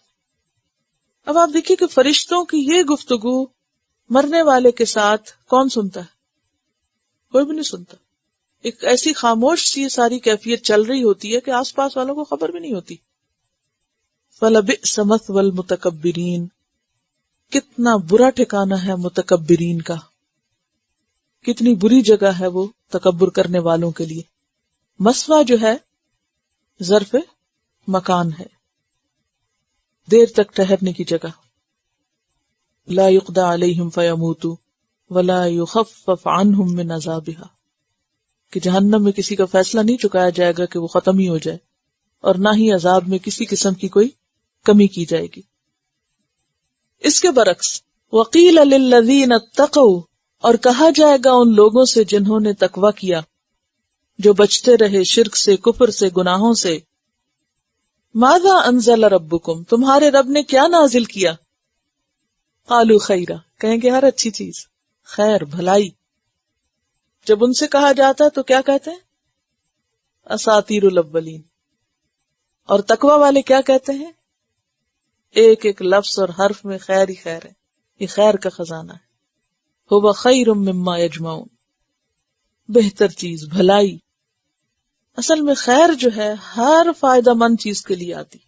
خیر کا لفظ ہر فائدہ مند چیز کے لیے استعمال ہوتا ہے، کہ جو کچھ ہے بس خیر ہی خیر ہے. یعنی انہوں نے دو لفظ بولے تھے، انہوں نے صرف ایک کہا، خیر، اچھائی، بھلائی، بہترین چیز. للذین احسنوا، ان لوگوں کے لیے جنہوں نے اچھا کیا، یعنی اس طرح کے اچھے جواب دیے. کیونکہ جو قرآن کو خیر سمجھے، نفع مند سمجھے، پھر وہ کیا کریں گے؟ وہ صرف کہنے کی حد تک نہیں ہوں گے، بلکہ عمل میں بھی پھر وہ چیزیں آنے لگیں گی کہ اسی میں فائدہ. لیکن انسان کی پوری سوچ بدل جاتی. وہ انسان جو قرآن پڑھنے سے پہلے جھوٹ میں فائدہ سمجھتا ہے، دھوکے کو فائدہ مند سمجھتا ہے، قرآن پڑھنے کے بعد وہ ان سب چیزوں سے نفرت کرنے لگتا ہے. وہ کہتا نہیں، یہ تو میرے لیے زہر کی حیثیت رکھتی. لہذا نتیجہ کیا ہوگا کہ ان کے عمل بھی اچھے ہو جائیں گے، اور جن کے عمل اچھے ہوئے فی ہذہ الدنیا حسنہ، ان کے لیے اس دنیا میں بھی بھلائی ہے. جیسے پیچھے بھی آپ پڑھ چکے نا، لنحیینہ حیاتا طیبہ، اس دنیا میں بھی ان کو اچھی زندگی ملے گی.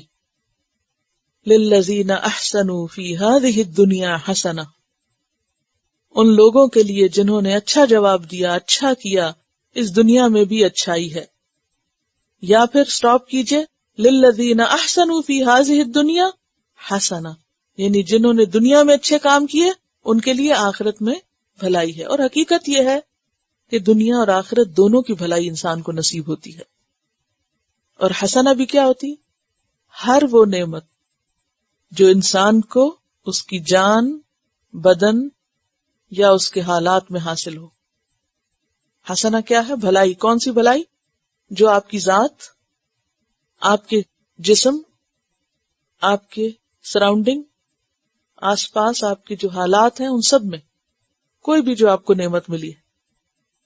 وَلَدَارُ الْآخِرَةِ خَيْرٌ، اور البتہ آخرت کا گھر خیر ہے.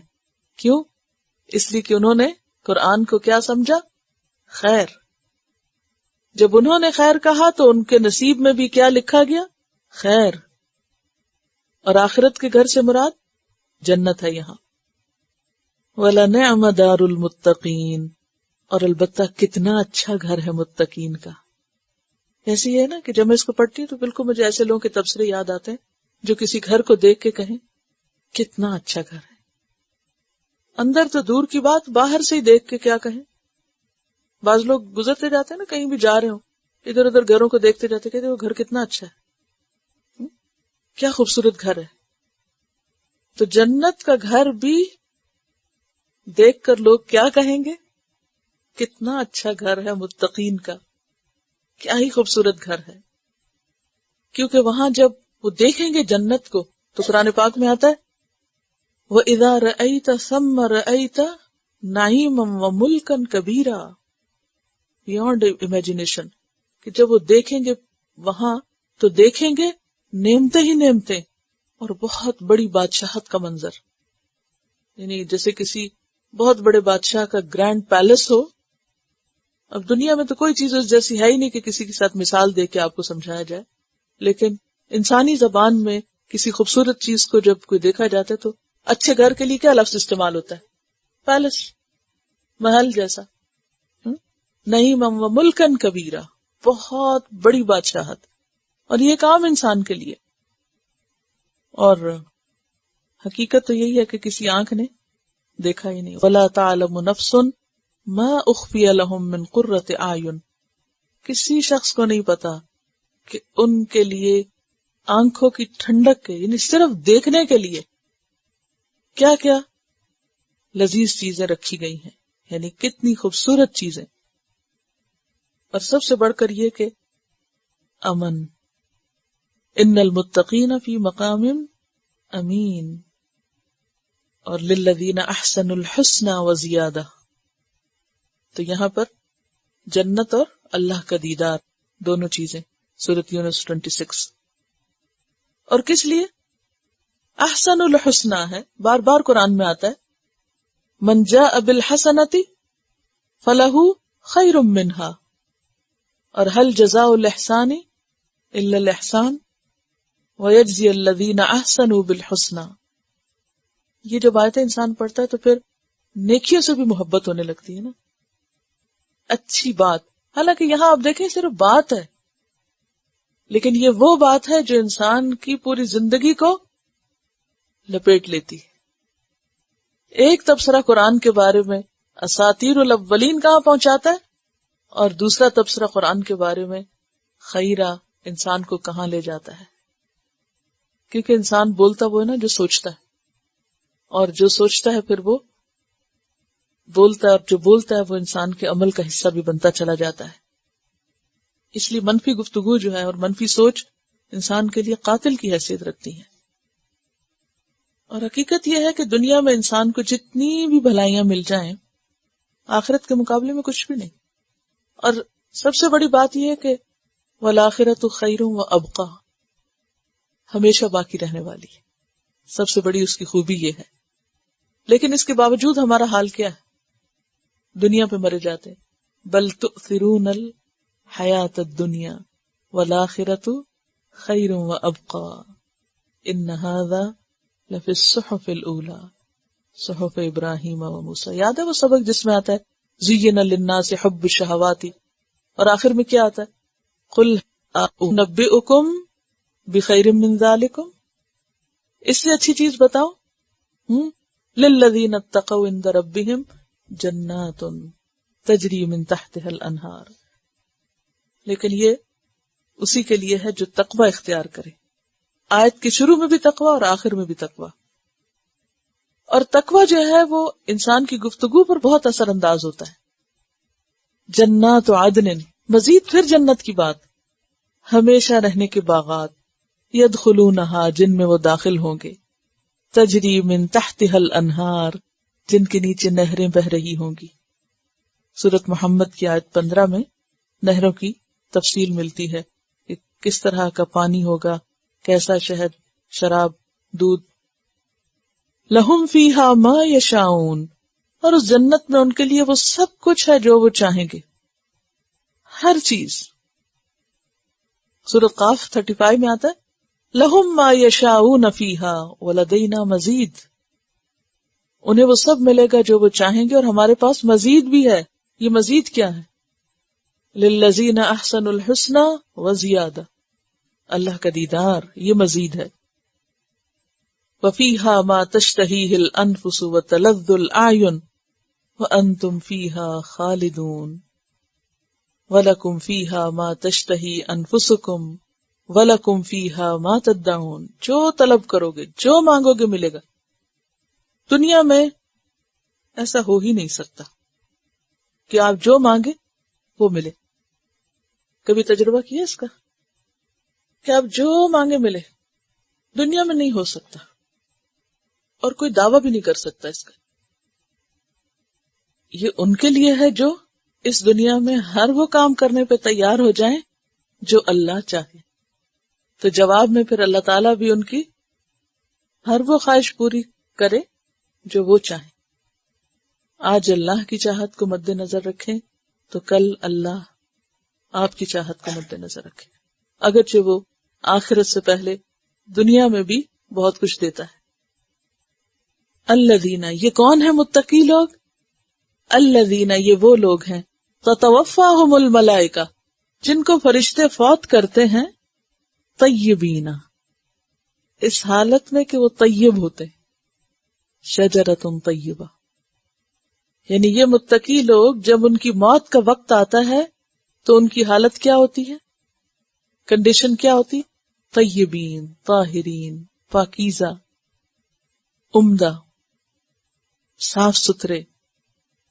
اور صرف صاف ستھرے لباس میں نہیں، بلکہ سوچ کی پاکیزگی، نفس کی پاکیزگی، یعنی تزکیہ نفس کرنے کی وجہ سے، اور روح کی، اور آبویسلی جسم کی بھی، پھر گفتگو کی، پھر ان کے ماحول کی، عمل کی، معاملات کی، ہر چیز میں طیب، کھانے پینے میں بھی طیب، پہننے اوڑھنے میں، ہر چیز میں طیب. طیبین، یعنی ان کی زندگی کا ایک شعار یا موٹو کیا تھا؟ طیب. اور طیبین کس کی جمع ہے؟ طیب کی. طیبین حال ہے الذین کا. ظالمین کے مقابلے میں اب یہاں طیبین کا آئندہ آنے والا انجام بتایا جا رہا ہے. اتنا گہرا لفظ ہے نا یہ. مثلاً کلمتاً طیبتاً کشجرۃ طیبہ اصلها ثابت وفرعها فی السماء تؤتی اکلها کل حین. جڑ اور شاخیں اور پھل. تو طیبین کی اصل بنیاد عقیدہ شرک سے پاک، معاملات کھرے، اللہ کے خوف پر مبنی، درست، اور سب سے بڑھ کر اللہ سے مضبوط تعلق. فرعها فی السماء، ساری توقعات اور ساری ان کی وابستگیاں اور سوچیں بلند اور ہر دم فائدہ مند. تؤتی اکلها کل حین، ہر دم فائدہ مند، ہر پہلو سے فائدہ مند، ہر ایک کے لیے خیر اور بھلائی سوچنے والا، دوسروں سے ڈیمانڈ کرنے کی بجائے ہر وقت دینے والا، ہر ایک کی خیر چاہنے والا، ہر ایک کے لیے بھلا مانگنے والا. طیبین. آپ دیکھیے کہ ساری جنگ اس بات کی ہے دنیا میں. شیطان ہر دم تلا ہوا ہے وسوسے ڈالنے کو، بدگمان کرنے کو، اللہ کے بارے میں مایوس کرنے کو، لوگوں کے بارے میں بری سوچیں دل میں ڈالنے کو. ان سب چیزوں کی ہر وقت صفائی صفائی صفائی صفائی، کتنا مشکل کام ہے نا.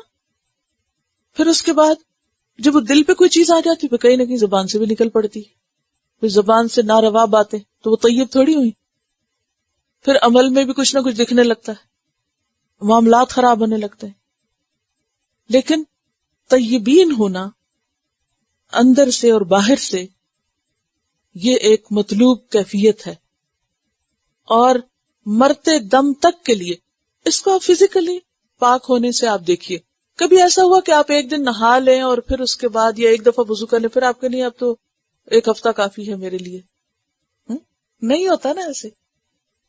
اور مومن کو فزیکلی بھی طیب رکھنے کا اللہ نے کیسا انتظام کیا؟ دن میں 5 دفعہ، وہ مثال دی نا نہر میں کوئی نہا کے نکلے، جسمانی صفائی 5 دفعہ بازو دھوئیں آپ دن میں، کیا میل رہے گی؟ نصف ایمان. تو بات یہ ہے کہ طیب رہنے کے لیے بار بار جسمانی طور پر بھی وضو کرنا اور صاف ستھرا ہونا، اور پھر آپ دیکھیے کہ کہاں ناک بھی صاف کرو، کلی بھی کرو، اور پھر یہ کہ مسا بھی کرو کہ جو اوپر اوپر گرد برد پڑ جائے، اور کانوں کو بھی اندر سے ہاتھ پھیر لو، پیچھے سے بھی ہاتھ گھما لو اس کے، اور انگلیوں کو اندر سے خلال کر کے دھو، صرف یعنی کہ اوپر سے پانی، ایڑیاں بھی خشک نہ رہیں. پورے وضو کی کیفیت کو آپ پڑھیں تو کس قدر اس میں تاکید ہے کہ ایک بال برابر بھی جگہ خشک رہ گئی تو وضو نہیں ہوگا. اب آپ دیکھیں کہ جب ہم وضو کرتے ہیں تو زیادہ پسندیدہ کیا ہے؟ خوب اوپر تک پانی چڑھانا ناک میں، صرف سامنے سامنے سے نہیں دھونا. تو اب آپ دیکھیے کہ ایک انسان نماز تو کسی عمر میں کسی جگہ بھی معاف نہیں. اب ایک شخص ایک نماز سے دوسری نماز کے بیچ میں پاک ہو گئے، اتنے میں اگر موت آ جاتی ہے تو کس حال میں ہے؟ طیب. اور پھر یہ کہ بڑی نجاست کے لیے بھی نہانے کا حکم ہے. تو مومن تو ناپاک رہ ہی نہیں سکتا فزیکلی بھی، اور پھر اگر جسم پاک ہے تو اس کے اندر کی جو روح ہے اس پر بھی اس کا اثر جاتا ہے، کیونکہ وہ روح اور جسم گندے ہوئے نا آپس میں. اور پھر سوچیں بھی اور دل بھی. اور دل کیسے پاک ہوتا ہے؟ معاف کرتے رہنے سے. کسی نے کچھ کہتے جسٹ اگنور، معاف کر دو، جانے دو، اندر نہ رکھو، کیونکہ اندر رکھیں گے تو اپنا آپ ہی کالا ہوگا، کسی کا کیا جائے گا، ہمارا ہی جائے گا نا. تو ایسا شخص جو اللہ کی خاطر وَلِرَبِّكَ فَاصْبِرْ، رب کی خاطر صبر کر کے معاف کر دیتا ہے، درگزر فَاصْفَحِ الصَّفْحَ الْجَمِيلِ، وہ کرتا چلا جاتا ہے، تو کیسے نہیں طیب ہوگا؟ تو ایسے طیبین کی جب روح نکالنے فرشتے آتے ہیں، یقولون سلام علیکم، آ کے پہلے السلام علیکم کہتے ہیں، آ کے سلام کرتے ہیں. اب آپ دیکھیے اگر کوئی اچانک آ جائے تو کیا ہوتا ہے؟ اگر کوئی گھر میں داخل ہو سلام کے بغیر تو کیا ہوتا ہے؟ ایک دم شوق لگتا ہے، یہ کیا، یہ کون آ گیا؟ اور جب کوئی اطلاع دے کے سلام کر کے نوک کر کے آئے تو آپ پریپیئر ہو جاتے ہیں. بہت فرق ہے ان دو کیفیات میں. تو مجرموں کے پاس ان کو تو سلام نہیں کرتے فرشتے آ کے، اور وہ تو ایکسپیکٹ بھی نہیں کرتے کیونکہ فرشتے بھی آتے ہیں موت کے وقت.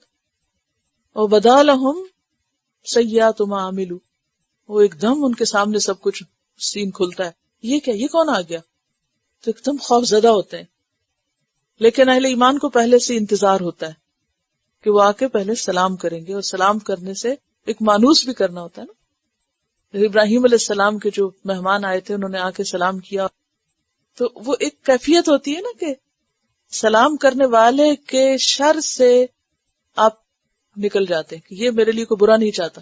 کوئی برے ارادے سے آ کے سلام نہیں کرتا، تو یہ فرشتے آ کے سلام کرتے ہیں. اس کا مطلب یہ کہ ہم کوئی تکلیف نہیں دینے آئے یا کسی برے ارادے سے نہیں آئے. اور آتے ہی خوشخبری ہوتی ہے، ادخلوا الجنہ، چلو اب جنت میں داخل ہو، چھوڑو اس دنیا کے جھگڑوں کو، چلو جنت کی طرف. کیونکہ جنت کا آغاز موت کے ساتھ ہی شروع ہو جاتا ہے. یعنی پہلے خوشخبری مل جاتی ہے اور پھر اس کے بعد اگلے مرحلے طے ہوتے. بما کنتم تعملون، بوجہ اس کے جو کچھ تم کرتے رہے، طیبین رہے، تو اس لیے تمہارے ساتھ یہ معاملہ کیا جا رہا ہے.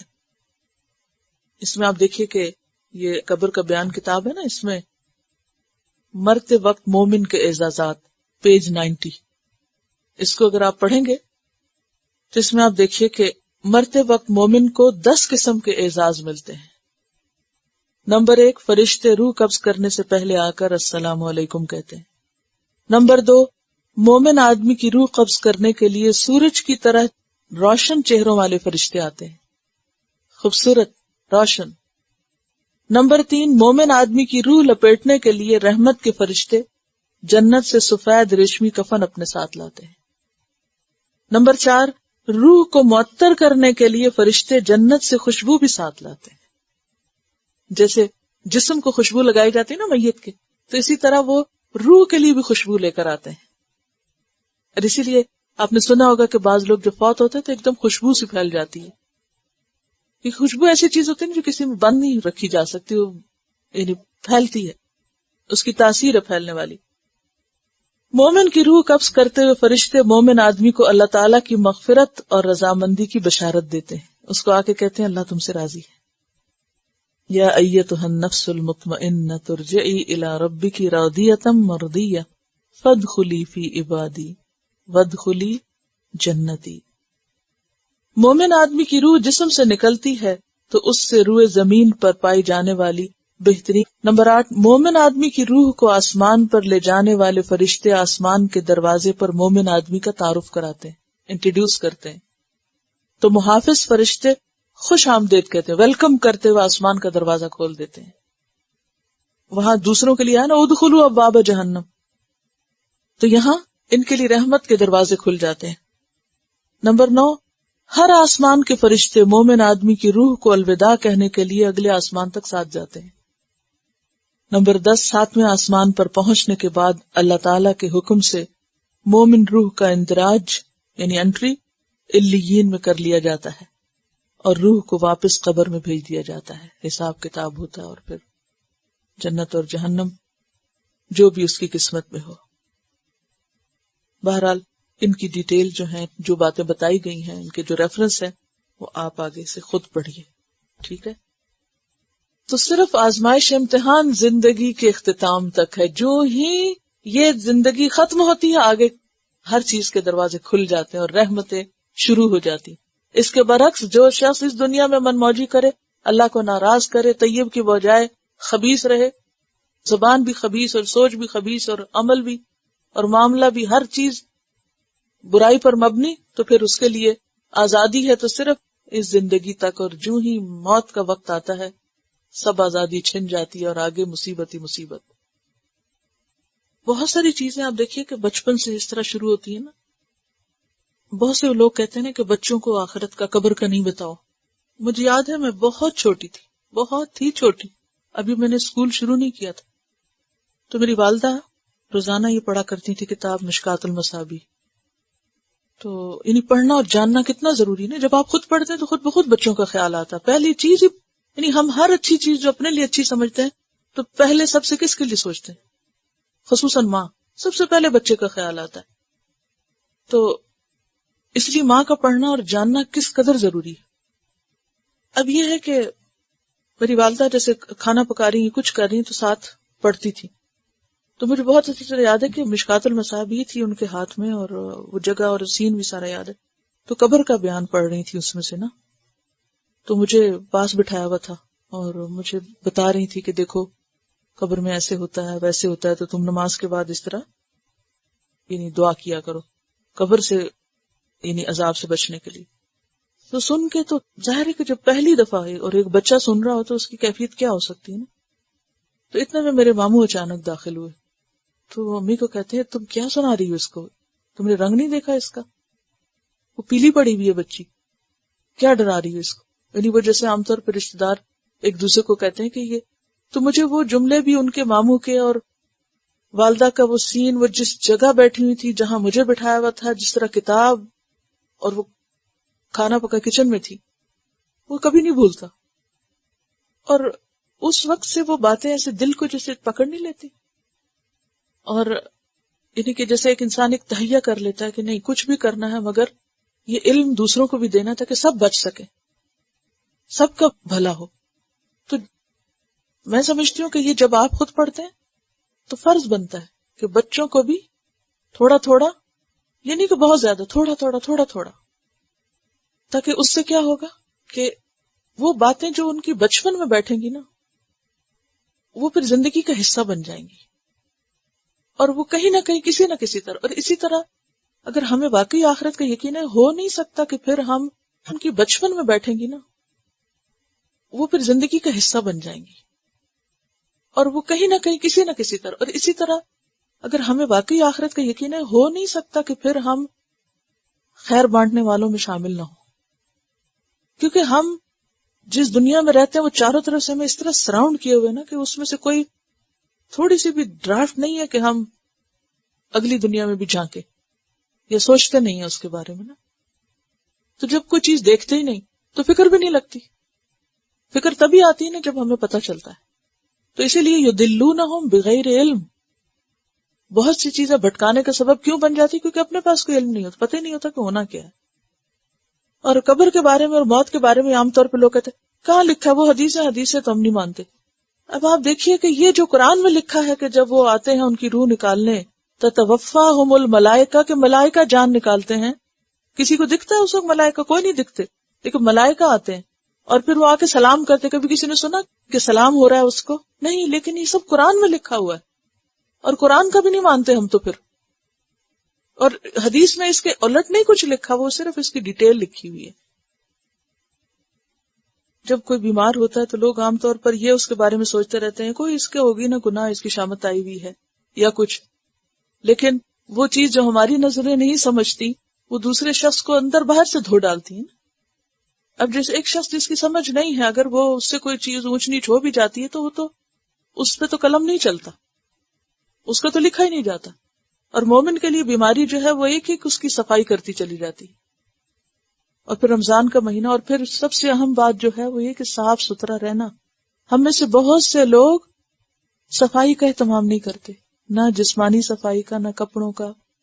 اور یہاں پر مجھے حیرت ہوتی ہے بعض اوقات اگر کسی کے کپڑوں سے بو آ رہی ہو، میں سوچتی ہوں وہ لوگ تو معذور ہیں جہاں پانی نہیں ہوتا، جہاں گرم پانی نہیں ملتا، جہاں لوگوں کے پاس صابن نہیں ہے، کپڑے دھونے کا انتظام نہیں ہے. یہاں کس چیز کی کمی؟ یعنی صرف ایک بٹن آن کرنا مشکل ہے اور نہانے میں کتنا ٹائم لگتا ہے. اس کے باوجود ہم لوگ صفائی اور ستھرائی کا دھیان ہی نہیں رکھتے. تو یہ طیبین میں لازمی طور پر جسمانی طہارت بھی ہے، صحیح طور پر استنجا کرنا، صحیح طور پر اپنے جسم کی ہر چیز کا خیال رکھنا، یہ ہماری ذمہ داریوں میں سے ہے.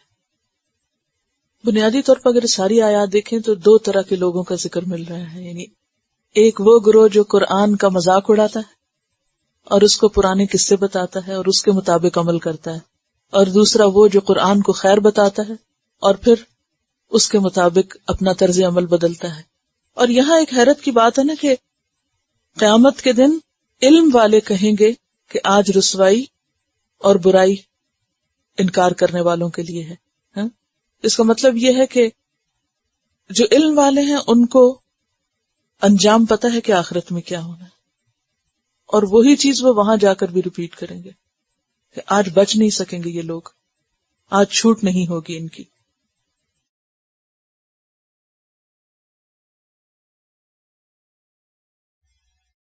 چلیے آگے چلتے ہیں. آگے فرمایا هل ينظرون، نہیں وہ انتظار کر رہے، الا مگر ان تأتیہم الملائکہ، کہ آئیں ان کے پاس فرشتے. کون سے فرشتے؟ موت کے فرشتے یا پھر عذاب کے فرشتے. یعنی یہ مان کر نہیں دے رہے، یہ کب مانیں گے؟ جب ان کی موت کا وقت آئے گا. کیونکہ پیچھے ہم پڑھ چکے نا کہ ظالم لوگ موت کے وقت سرنڈر کر دیں گے، پھر مان جائیں گے. او یأتی امر ربک، یا آ جائے فیصلہ تیرے رب کا، یعنی عذاب کا فیصلہ یا قیامت کے وقوع کا فیصلہ. کذالک، اسی طرح، یعنی جو کچھ یہ کر رہے ہیں اسی طرح، فعل الذین، کیا تھا ان لوگوں نے، من قبلہم، جو ان سے پہلے تھے، کہ وہ بھی نہیں مانے جب تک کہ ان پر عذاب آ گیا. اور جب عذاب آیا تو اس وقت انہوں نے کیا کہا؟ سورۃ الاعراف کے شروع میں ہم نے پڑھا تھا کہ انا کننا ظالمین، ہم ہی ظالم تھے، ہم قصوروار تھے. وما ظلمہم اللہ، اور نہیں ظلم کیا ان پر اللہ نے، یعنی انہیں عذاب دے کر، ان کو پکڑ کے. ولیکن، لیکن، کانو، تھے وہ، انفسہم، اپنی جانوں پر، یظلمون، وہ ظلم کرتے، کفر کے ساتھ، شرک کے ساتھ، گناہوں کے ساتھ. تو گویا جو شخص انکار کرتا ہے اللہ کا یا اس کی کتابوں کا یا اس کے احکامات کا یا اس کی بات ماننے کا، تو وہ دراصل اللہ کے ساتھ نہیں بلکہ خود اپنی جان پہ ظلم کر رہا ہوتا ہے. فَأَصَابَهُمْ، تو پہنچی ان کو، سیئات، برائیاں، مراد ہے برائیوں کی جزا. جو غلط کام انہوں نے کیے تھے اس کا وبال یا اس کا نتیجہ یا اس کا گناہ وہ ان کے سامنے آ گیا عذاب کی شکل میں. ما عملو جو انہوں نے کیے، یعنی جو برے کام انہوں نے کیے وہ انہیں آ پہنچے، یعنی اس کا نتیجہ سامنے آ گیا. وحاق بہم اور گھیر لیا ان کو ما کانوا بہ یستہزئون جس چیز کا وہ مذاق اڑایا کرتے تھے. کس کا؟ قیامت کے آنے کا اور عذاب کا، رسولوں کا. تو جن چیزوں کو وہ دور سمجھتے تھے اور جن چیزوں کو وہ بعید از عقل سمجھتے تھے اور ناقابل یقین سمجھ کر ان کا مذاق اڑاتے تھے، وہی چیزیں ان کے سامنے آ گئیں. اور قرآن پاک میں دوسری جگہ سورۃ طور آیت 14 میں آتا ہے کہ جب ان کو جہنم میں ڈالا جائے گا تو ان سے کہا جائے گا هذه النار التي كنتم تكذبون، یہ وہی آگ ہے جس کو تم جھٹلایا کرتے تھے، جس کو مان کے نہیں دیتے تھے، آج وہ تمہارے سامنے آ گئی. گویا انکار کرنے سے، فرار حاصل کرنے سے حقیقت بدلتی نہیں. حقیقت تو حقیقت ہے. اگر کوئی اس سے بھاگے تو بھاگ نہیں سکتا کیونکہ وہ تو اس کے سامنے آ کے رہے گی. وقال الذین، اور کہا ان لوگوں نے، اشرکو جنہوں نے شرک کیا، اہل مکہ میں سے جو آپ کے اولین مخاطب تھے، کیا کہا؟ لو شاء اللہ، اگر اللہ چاہتا، ما عبدنا، نہ ہم عبادت کرتے، من دونہ اس کے سوا، من شیء کسی بھی چیز کی. تو گویا انکار کی وجہ یا جھٹلانے کا سبب یا ذمہ اپنے اوپر نہیں لیتے تھے. وہ کیا کہتے؟ اللہ نے ہماری قسمت میں یہ لکھ دیا. جیسے آج بھی بہت سے لوگ غلط کام کر کے کیا کہتے ہیں، اگر ہماری قسمت میں لکھا ہوتا تو ہم بھی نیک ہوتے. تو وہ بھی یہی کہتے تھے، اور یہ دراصل استہزاء کے طور پہ کہتے تھے، نہیں مذاق کے طور پر، کہ اللہ چاہتا تو ہم یہ نہ کرتے. اشارہ ہے شرک کی طرف، جیسے سورۃ انعام میں بھی آپ پڑھ چکے ہیں 148 میں، سَيَقُولُ الَّذِينَ أَشْرَكُوا لَوْ شَاءَ اللَّهُ مَا أَشْرَكْنَا وَلَا آبَاؤُنَا، ان قریب کہیں گے وہ لوگ جنہوں نے شرک کیا، کیا اگر اللہ چاہتا نہ ہم شرک کرتے نہ ہمارے باپ دادا شرک کرتے. اب ہم مجبور ہیں، کیا کریں، اللہ نے ہی ہمارے قسمت میں یہ لکھ دیا. تو یہاں بھی کیا کہتے ہیں، نحن ولا آباؤنا، نہ ہم نہ ہمارے باپ دادا، ولا حرمنا من دونہ من شیء، اور نہ ہم حرام کرتے اس کے سوا کوئی چیز، یعنی بحیرہ اور صائبہ وغیرہ جو انہوں نے خود حرام کر رکھے تھے. اس کے بارے میں بھی 148 انعام میں آتا ہے، ولا حرمنا من شیء کذالک کذب الذین من قبلہم، جو کچھ یہ کر رہے ہیں وہی پہلوں نے کیا. اور یہاں بھی یہی فرمایا، کذالک فعل الذین من قبلہم، ایسے ہی کیا تھا ان لوگوں نے جو ان سے پہلے تھے. ہر دور کے لوگوں کی ایک ہی نفسیات رہی ہے، اور یہ شیطان نے بھی تو اسی سے آغاز کیا تھا نا، اپنی نافرمانی کا ذمہ اللہ پہ ڈال دیا. فَبِمَا أَغْوَيْتَنِي، تو شیطان کی پیروی میں آج دنیا میں جو بھی غلط کام کرتا ہے وہ اس کی ذمہ داری لینے سے بھی انکار کرتا ہے، کہتا ہمارا قصور نہیں، یہ تمہاری جینز میں ہے. آج بھی آپ دیکھیں جو لوگ عمل قوم لوط کرتے ہیں، انہوں نے سب سے بڑا بہانہ یا عذر کیا تلاش کر رکھا ہے، سب سے بڑی جسٹیفیکیشن کیا دیتے، تمہاری جینز میں ہے. اور اس کے بعد ان کی غلط کاری کی کوئی ذمہ داری ان پہ نہیں، خود کو بڑی ذمہ قرار دیتے. مجبوری ہے، ہم بنے ہی ایسے، ہم تو بنائے ہی ایسے گئے، ہم کیسے بدل سکتے ہیں. تو بات یہ ہے کہ کسی بھی غلط کام کی غلط تعویل کر کے انسان اس کے غلط انجام سے بچ نہیں سکتا. اور اکثر غلط کار اپنی غلطیوں کی غلط تعویلیں کرتے رہتے ہیں.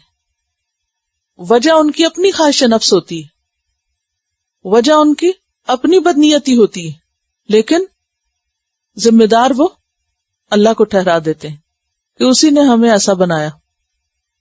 اللہ نہ ہمارے دلوں میں اس چیز کی محبت ڈالتا، اللہ یہ نہ کرتا، اللہ وہ نہ کرتا، تو پھر تو ہم ایسا نہ کرتے. تو بات یہ ہے کہ پھر تو ہم درخت اور پتھر پہاڑی ہوتے. تو اللہ نے جب ہمیں آزادی دی ہے تو وہ آزادی کا معنی ہی یہ ہے کہ پھر ہم چاہیں تو اللہ کی بات مانے اور چاہیں تو نہ مانے. جیسے قرآن پاک میں تھا نا وَهَدَيْنَاهُ النَّجْدَيْنِ، ہم نے دونوں راستے اس کو دکھا دیے.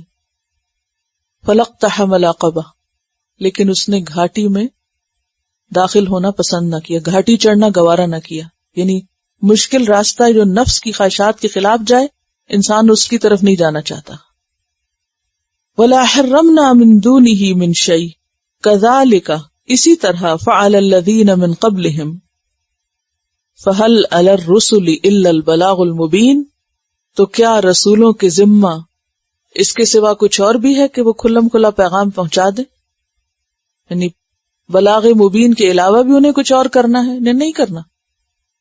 ان کی ذمہ داری کیا ہے؟ بات پہنچا دے. آگے کوئی مانے یا نہ مانے تو اس کا ذمہ دار پیغمبر نہیں. اس سے نہیں پوچھ ہوگی کہ دوسرے کیوں نہیں مانے تھے، پوچھ اسی سے ہوگی جو سن سمجھ کے نہ مانا. وَلَقَدْ بَعَثْنَا فِي كُلِّ أُمَّةٍ رَسُولًا، اور البتہ تحقیق بھیجے ہم نے ہر امت میں رسول. ہم نے ہر امت میں رسول بھیجے، اور اس کا ذکر پیچھے بھی گزر چکا ہے. اور ان کو کیا پیغام دے کر بھیجا؟ ان اعبدوا اللہ، کہ لوگوں کو کیا بتائیں کہ اللہ کی عبادت کرو. واجتنبوا الطاغوت، اور طاغوت سے اجتناب کرو، طاغوت کی بندگی سے بچو. پچھلی امتیں مثلا قوم نوح، قوم صالح، قوم عاد، قوم سمود، شعیب اور بعد کے لوگ بھی. ہر امت کے پاس جو رسول آیا اس نے آ کے اپنی امت کو کیا کہا کہ لوگو اللہ کی عبادت کرو. مثلا لقد ارسلنا نوحا الى قومه ان اعبدوا اللہ، الى عاد اخاهم ہودا. سورۃ الاعراف میں ایک ایک کے بعد یہ ایک بات کہی گی نا کہ عاد کے پاس ہود علیہ السلام کو بھیجا تو انہوں نے کیا کہا؟ ان اعبدوا اللہ. وَإِلَى ثَمُودَ أَخَاهُمْ صَالِحًا، کیا کہا؟ ان اعبدوا اللہ. تو ہر پیغمبر نے آ کے اپنی قوم کو ایک ہی سبق دیا کہ لوگو اللہ کے بندے بن جاؤ، اللہ کی عبادت کرو. ایک کرنے کا کام اور ایک بچنے کا. اور کیا نہ کرو؟ واجتنبوا الطاغوت، طاغوت سے بچو. طاغوت تو غین یہ طغیانی اسی سے ہے، کوئی بھی سرکش قوت جو بندے کو اللہ کی عبادت سے روکے، یعنی جو پیغمبر کے مقابل ہو اور پیغمبر کے بتائے ہوئے رستے کی طرف جانے کی بجائے وہ دوسرے رستے کی طرف بلائے، یا پھر اللہ کے سوا جس کی بھی عبادت کی جائے وہ طاغوت ہوتا ہے، خواہ انسان کا اپنا نفس کیوں نہ ہو. واجتنبوا الطاغوت، طاغوت سے بچ کے رہو. کیوں؟ اس لیے کہ اگر طاغوت سے بچا نہ جائے تو اللہ کی عبادت ہو نہیں سکتی. دیکھیے کہ جب تک آپ کو یکسوئی نہ ہو تو آپ پڑھ نہیں سکتے نا. اسی طرح جب تک آپ دوسری چیزوں کو ہٹا نہ دیں آپ اللہ کے خالص مخلص سچے بندے بن نہیں سکتے.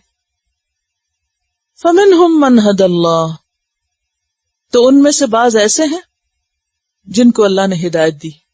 جیسے سورۃ البقرہ 256 میں آتا نا فَمَن يَكْفُرْ بِالطَّاغُوتِ وَيُؤْمِن بِاللَّهِ فَقَدِ اسْتَمْسَكَ بِالْعُرْوَةِ الْوُثْقَىٰ وَمِنْهُمْ مَنْ حَقَّتْ عَلَيْهِ الضَّلَالَةُ، اور ان میں سے بعض ایسے تھے جن پہ واجب ہو گئی حقت، حق ہو گئی، سچی ہو گئی، واجب ہو گئی اب دلالہ، گمراہی. کیوں؟ اس لیے کہ جن کو ہدایت ملی انہوں نے طاغوت کا انکار کیا تھا تو انہیں اللہ کا سہارا مل گیا. جب تک انسان دوسرے سہارے ڈھونڈتا رہتا ہے اللہ کو نہیں پا سکتا، ہدایت نہیں پا سکتا. دیکھیں نا جب آپ پگڈنڈیاں چھوڑیں گے تو اصل شاہراہ پہ آئیں گے نا. اگر آپ بیکار کام چھوڑیں گے تو کارآمد یا مفید چیز کچھ کر سکیں گے. کیونکہ بہت ساری چیزیں ایسی ہوتی ہیں کہ جب تک آپ ان کو چھوڑے نہیں تو اس کا نتیجہ کیا ہوتا ہے؟ جو کیا ہوا کام ہوتا ہے اس کو بھی ضائع کر دیتے. جیسے ہم نے سورۃ یوسف میں پڑھا نا کہ بہت سے لوگ اللہ پر ایمان لاتے ہیں اس حال میں کہ وہ شرک کر رہے ہوتے ہیں. تو خالی اللہ کی عبادت اور خالی اللہ پر ایمان کافی نہیں جب تک شرک نہ چھوڑا جائے، ورنہ وہ کیے ہوئے کو بھی ضائع کر دے گا. رائی برابر بھی شرک ہر چیز کو تباہ کرنے کے لیے کافی. کیونکہ بہت سے لوگ اللہ کی عبادت کرتے ہیں، اللہ سے محبت کا دعویٰ بھی کرتے ہیں، لیکن دوسری طرف شرک بھی نہیں چھوڑتے. علاج بھی کرتے ہیں تو پرہیز بھی نہیں کرتے، تو علاج کا کیا ہوتا ہے؟ بیکار ہو جاتا ہے علاج بھی. تو اس لیے وہ کبھی صحت یاب نہیں ہوتے. حقت علیہ الدلالہ، یعنی یہ ایسے مریض کا حال بیان کیا جا رہا ہے کہ جو دوا کے ساتھ ساتھ بد پرہیزی کرے تو اس کو صحت نہیں مل سکتی. اگر کسی مریض کو ڈاکٹر یہ کہے کہ جب تک تم یہ نہیں چھوڑو گے تو تم ٹھیک نہیں ہو سکتے، تو وہ آگے سے کہے کہ آپ ایسے کیوں کہہ رہے ہیں؟ کیوں کہتا ہے ڈاکٹر ایسے؟ اس کو پتا ہے کہ جب تک یہ چھوڑے گا نہیں تو دوا بھی اثر نہیں کرے گی. جیسے شوگر کا مریض ہوتا ہے تو اس کو پرہیز بھی کرنا پڑتا ہے، اگر نہ کرے تو حقت علیہ الہلاکہ. تو منہم من حقت علیہ الدلالہ، کیونکہ انہوں نے وہ رستہ نہیں اختیار کیا جو اللہ نے چاہا. اسی لیے اللہ تعالیٰ فرماتے ہیں فَمِنْهُمْ شَقِيٌّ وَسَعِيدٌ، سورۃ ہود میں پڑھ چکے ہیں 105 میں. فَرِيقٌ فِي الْجَنَّةِ وَفَرِيقٌ فِي السَّعِيرِ فَسِيرُوا فِي الْأَرْضِ، چلو پھرو زمین میں. قریش کو کہا جا رہا ہے اے قریش زمین میں چل کے دیکھو. فَانظُرُوا، پھر دیکھو کیف کان، کس طرح ہوا، عاقبۃ المکذبین، انجام جھٹلانے والوں کا، قوم عاد کا، قوم سمود کا اور ان کے علاوہ دوسروں کا. کیوں دیکھو جا کے؟ تاکہ عبرت ہو. تو انسان جب سیر کر کے یعنی چل پھر کے مختلف قوموں کے آثار دیکھتا ہے تو پھر نتیجہ کیا ہوتا ہے؟ تو انسان کو اس وقت جو خیالات آتے ہیں، دماغ جس طرح اس وقت کام کرتا ہے ویسے نہیں. اب آپ دیکھیے یہ تعلیم کا موسٹ ماڈرن طریقہ ہے، فیلڈ ٹرپ. آئے دن فیلڈ ٹرپ ہوتے ہیں، چل پھر کے جا کے دیکھو.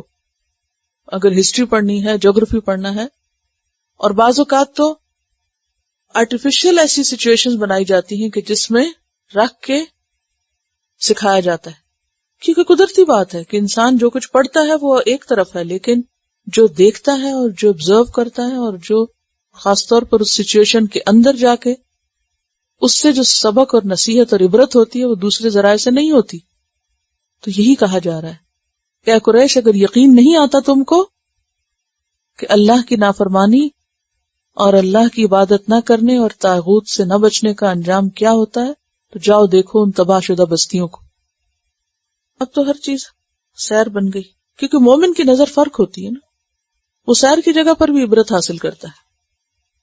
اور ایسا سفر جو ہے جیسے کہ آپ سورۃ التوبہ میں پڑھ چکے ہیں، السائحون، سیاحت منع نہیں ہے اور عورتوں کے لیے بھی منع نہیں، کیونکہ ایک اور جگہ پر آتا ہے سائحات، مؤنث کا صیغہ بھی آتا ہے کہ انسان دیکھ کے مختلف چیزوں کو سبق سیکھے اور عبرت حاصل کرے.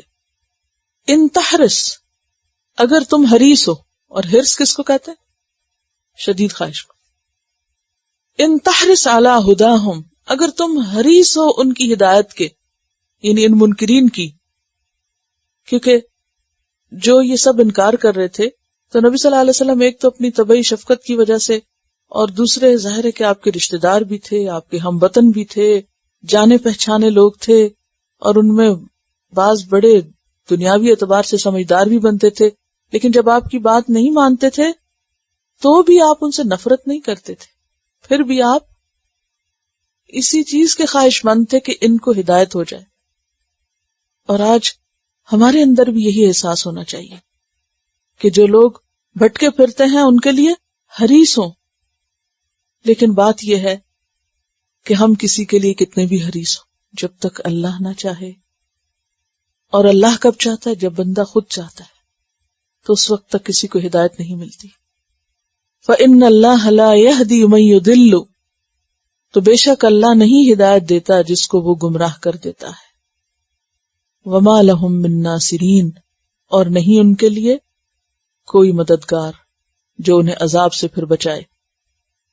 سورۃ القصص میں بھی آتا ہے 56، انک لا تہدی من احببت ولکن اللہ یہدی من یشاء، آپ کسی کو ہدایت نہیں دے سکتے جس سے آپ محبت رکھتے ہوں، لیکن اللہ جس کو چاہتا ہے ہدایت دیتا ہے۔ اور کسی کے لیے بھی ہدایت کا فیصلہ کب ہوتا ہے؟ جب اس کے اندر طلب پائی جاتی ہے۔ جب تک دل بند ہوتا ہے، دل گھٹا ہوا ہوتا ہے، کوئی کسی کے لیے کچھ نہیں کر سکتا، خواہ کوئی کتنا ہی تڑپے۔ وَمَن يُرِدْ أَن يُضِلَّهُ يَجْعَلْ صَدْرَهُ ضَيِّقًا حَرَجًا كَأَنَّمَا يَصَّعَّدُ فِي السَّمَاءِ، الانعام 125۔ وَأَقْسَمُوا بِاللَّهِ جَهْدَ أَيْمَانِهِمْ، اور وہ قسمیں کھاتے ہیں اللہ کی، جہد پکی، ایمانہم اپنی قسمیں۔ جہد کہتے ہیں پورے طور پہ کوشش کرنے کو، یعنی محنت مشقت سے کوشش کرنا، جہد۔ ایمان یمین کی جمع ہے قسم، قسمیں یعنی پکی پکی قسمیں جو پوری کوشش سے وہ کھاتے ہیں۔ کیونکہ پکی قسم کون سی ہوتی ہے؟ جو انسان ہوش و آواز سے اور اپنے ارادے اور پوری نیت سے کھائے۔ وَأَقْسَمُوا بِاللَّهِ جَهْدَ أَيْمَانِهِمْ، پکی قسمیں کھا کے کہتے کیا ہے؟ شد و مد سے، لا يبعث اللہ من يموت، بالکل نہیں اٹھائے گا اللہ اس کو جو مر جائے، مرنے والوں کو اللہ نہیں اٹھائے گا۔ بلا، کیا معنی ہوتا ہے بلا کا؟ پچھلی بات کی نفی اور دوسرے سوال کا جواب۔ تو یہاں کیا ہے؟ پچھلی بات کی نفی، کس بات کی؟ لا یبعث اللہ من یموت، جو وہ کہتے تھے قسم کھا کے کہ مرنے والے کبھی نہیں اٹھیں گے، جو مر گئے بس مر گئے۔ جیسے سورۃ تغابن آیت 7 میں بھی آتا ہے، زعم الذین کفروا ان لن یبعثوا، کافر سمجھتے ہیں کہ وہ ہرگز نہیں اٹھائے جائیں گے۔ قل بلا، کہہ دیجئے کیوں نہیں، وربی، قسم ہے میرے رب کی، لتبعثن، تم ضرور دوبارہ اٹھائے جاؤ گے۔ اور جیسے آتا نا کہ یہ اٹھانا مشکل کیا ہے، کما بدأنا اول خلق نعیدہ، جیسے ہم نے پہلی دفعہ بنایا ہم دوبارہ بنا دیں گے۔ وعدنا علینا، یہ تو وعدہ ہے ہمارے ذمہ کہ ایسا کریں گے ہم۔ انا کننا فاعلین، اور بے شک ہم کر کے رہنے والے ہیں۔ جس نے پہلی دفعہ بنایا، پیدا کیا، دوبارہ کیوں نہیں بنا سکتا؟ اسی لیے سورۃ الاسراء 51 میں آتا ہے، فَسَيَقُولُونَ مَن يُعِيدُنَا، ان قریب وہ کہیں گے کون ہمیں دوبارہ اٹھائے گا، کون ہمارا اعادہ کرے گا، کون دوبارہ پیدا کرے گا۔ قُلِ الَّذِي فَطَرَكُمْ أَوَّلَ مَرَّةٍ، سمپل جواب ہے، وہی تو جس نے پہلی دفعہ پیدا کیا تھا۔ تو یہ مشکل کیوں لگتا ہے تمہیں؟ اگر ایک دفعہ ایک چیز ہو گئی تو دوسری دفعہ کیوں نہیں ہو سکتی؟ بلا وعدنا علیہ حقا ولکن اکثر الناس لا يعلمون، لیکن اکثر لوگ علم نہیں رکھتے کس بات کا؟ مرنے کے بعد دوبارہ اٹھائے جانے کا۔ وہ دوبارہ کیوں اٹھائے گا؟ مقصد کیا ہے؟ لِيُبَيِّنَ لَهُمْ، کہ وہ ان کے لیے بیان کر دے، ان پر واضح کر دے، کیا؟ الذی، وہ چیز، یختلفون فیہ، جس میں وہ اختلاف کرتے ہیں۔ کس سے اختلاف کس سے کرتے ہیں؟ اہل ایمان سے۔ آج دنیا میں حق اور باطل کے درمیان جتنی کشمکش اور بحث ہے، اختلاف ہے، اس کا کہیں تو فیصلہ ہونا چاہیے نا، یا نہیں؟ دیکھیں نا دنیا میں کیا ہے، ہر وقت جہاں بھی آپ دین کی بات کریں تو وہاں ایک طرف اللہ کا حکم ہے تو لوگ اس کے مقابلے میں کوئی اور دلیل لے آئیں گے، کوئی اور حجت ہے، نہیں یہ بھلا کیسے ہو سکتا ہے؟ یعنی ایک کشمکش چل رہی ہے نا خیر اور شر کی۔ اب کون سچا اور کون جھوٹا کہیں تو فیصلہ ہونا چاہیے نا۔ اور جن باتوں کا فیصلہ دنیا میں نہیں ہو پائے گا ان کے لیے اللہ نے ایک دن رکھا ہے جس دن وہ یہ فیصلہ کر کے بتائے گا کہ کون سچا تھا اور کون غلط تھا۔ یہ ایسی باتیں نہیں ہیں کہ جو بس باتیں ہی ہیں اور ختم ہو جائیں گی۔ اور کس لیے اٹھائے گا اللہ؟ وَلِيَعْلَمَ الَّذِينَ كَفَرُوا، تاکہ جان لے وہ لوگ جنہوں نے کفر کیا، انہم کانوا کاذبین، کہ وہی جھوٹے تھے۔ انہیں اپنے جھوٹ کا پتہ چل جائے. یعنی آج انکار کر رہے ہیں، کل انہیں پتہ چل جائے گا کہ ان کا یہ انکار کس قدر غلط تھا. کس چیز کا انکار کر رہے تھے؟ والبعث بعد الموت کا، مرنے کے بعد دوبارہ جی اٹھنے کا جو انکار یہ آج کر رہے ہیں، اس کا ان کو پتہ چل جائے اور یہ اعتراف کر لیں کہ یہ جھوٹے لوگ تھے. اور اس وقت انہیں کہا جائے گا هذه النار التي كنتم تكذبون افسحر هذا ام انتم لا تبصرون. تم کہتے تھے یہ جادو ہے، یہ تمہیں جادو نظر آ رہا ہے، یہ تمہیں نظر نہیں آتا. تو وہاں تو کوئی نہیں کہے گا کہ یہ سب اساطیر الاولین ہے اور جادو ہے اور من گھڑت کہانیاں ہیں. اور اللہ کے لیے کوئی کام کرنا مشکل ہے بھی نہیں. کیسے؟ اس لیے کہ انما قولنا، بے شک ہماری بات، لشیء، کسی بھی چیز کے لیے، کوئی بھی کام کرنا ہو تو ہمیں بس کیا کرنا ہوتا ہے؟ کہنا ہی ہوتا ہے. اذا اردناہ، جب ہم اس کا ارادہ کر لیں، اس کے کرنے کا، یعنی ان نقول لہ، کہ ہم اس کے لیے کہیں کن، ہو جاؤ، فیکون، تو وہ ہو جاتی ہے. تم کہتے ہو اللہ کیسے اٹھائے گا، بھلا یہ دوبارہ سب کچھ کیسے بنے گا؟ فرمایا یہ ہمارے لیے تو بس کن کہنے کی دیر ہے، سب کچھ دوبارہ سامنے آ جائے گا. سورۃ یاسین میں بھی آتا ہے نا 82 میں، انما امرہ اذا اراد شیئا ان یقول لہ کن فیکون. اور کن کہنے کے بعد کتنی دیر لگے گی؟ وما امرنا الا واحدۃ کلمح بالبصر، جتنی دیر میں آنکھ جھپکی جاتی ہے. نہیں ہمارا حکم، یعنی اللہ کا حکم اور اس پر عمل ہونے میں دیر کتنی لگتی ہے؟ الا واحدۃ، اور حکم بھی ایک دفعہ ہوتا ہے. ہم تو کسی کو کہتے ہیں یہ کرو، کتنی دفعہ کہتے ہیں، پھر بھی نہیں ہوتا ہے.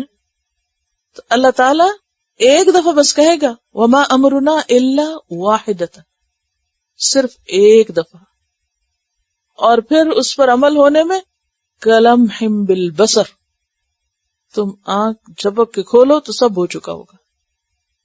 بلکہ اس سے بھی کم میں، آنکھ جھپکنے میں بھی، بند کرنے اور کھولنے میں وقت لگتا ہے. سورۃ النحل 77 میں آتا ہے وما امر الساعة الا کلمح البصر او هو اقرب. قیامت کا قائم ہونا ایک لمحے میں کیا، اس سے بھی کم وقت لے گا، یعنی ملی سیکنڈ یا اس سے بھی کم. اب کم کی کیا لمٹ ہے؟ ہم ایسے ہی ملی کہہ رہے ہیں، اللہ ہی جانتا ہے کہ وہ کتنا کم، یعنی سیکنڈ سے بھی کتنا کم. ان اللہ علی کل شیء قدیر، کیونکہ اللہ تو ہر چیز پر قادر ہے. اور لقمان 28 میں آتا ہے ما خلقکم ولا بعثکم الا کنفس واحدہ، تمہارا پیدا کرنا اور دوبارہ اٹھانا ایسا ہی ہے جیسے ایک شخص کا پیدا کر، یعنی جیسے سب کو اللہ تعالیٰ اسی طرح اٹھا سکتا جیسے ایک کو، اگر وہ ایک کو کر سکتا سب کو بھی کر سکتا. تم نے اس کی قدرت جانی نہیں، اس کو پہچانا نہیں نا، وہ ہے کیا، اس کو کیا سمجھتے ہو؟ جیسے خود کو سمجھتے ہو. انسان کے لیے سب کام مشکل ہوتے ہیں، اللہ کے لیے کچھ مشکل ہے. تو اس کے لیے ضروری ہوتا ہے کہ انسان اللہ کی قدرتوں پہ غور کرتا رہے کہ وہ کیسا خالق ہے. کیونکہ اللہ کی معرفت، اللہ کی آیات کے ذریعے کائنات میں جو کچھ ہے ان میں سیرو فی الارض، اب تو سیرو کی بھی ضرورت نہیں، بعض اوقات چیزیں چل کے ہمارے پاس آ جاتی ہیں. لیکن بات یہ ہے کہ ہم ان سے عبرت پائیں. ٹھیک ہے، چلیے تلاوت سنیے، بس پہلے اس کی تلاوت سنیے.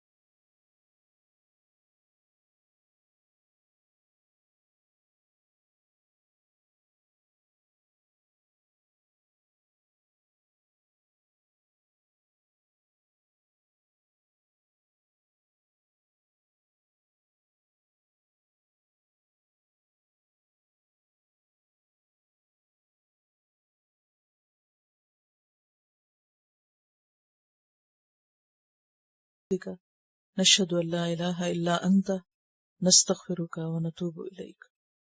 अस्सलामु अलैकुम व रहमतुल्लाहि व बरकातुहू। Quran vocabulary 100%. The best application to understand Quran. Study with flashcards.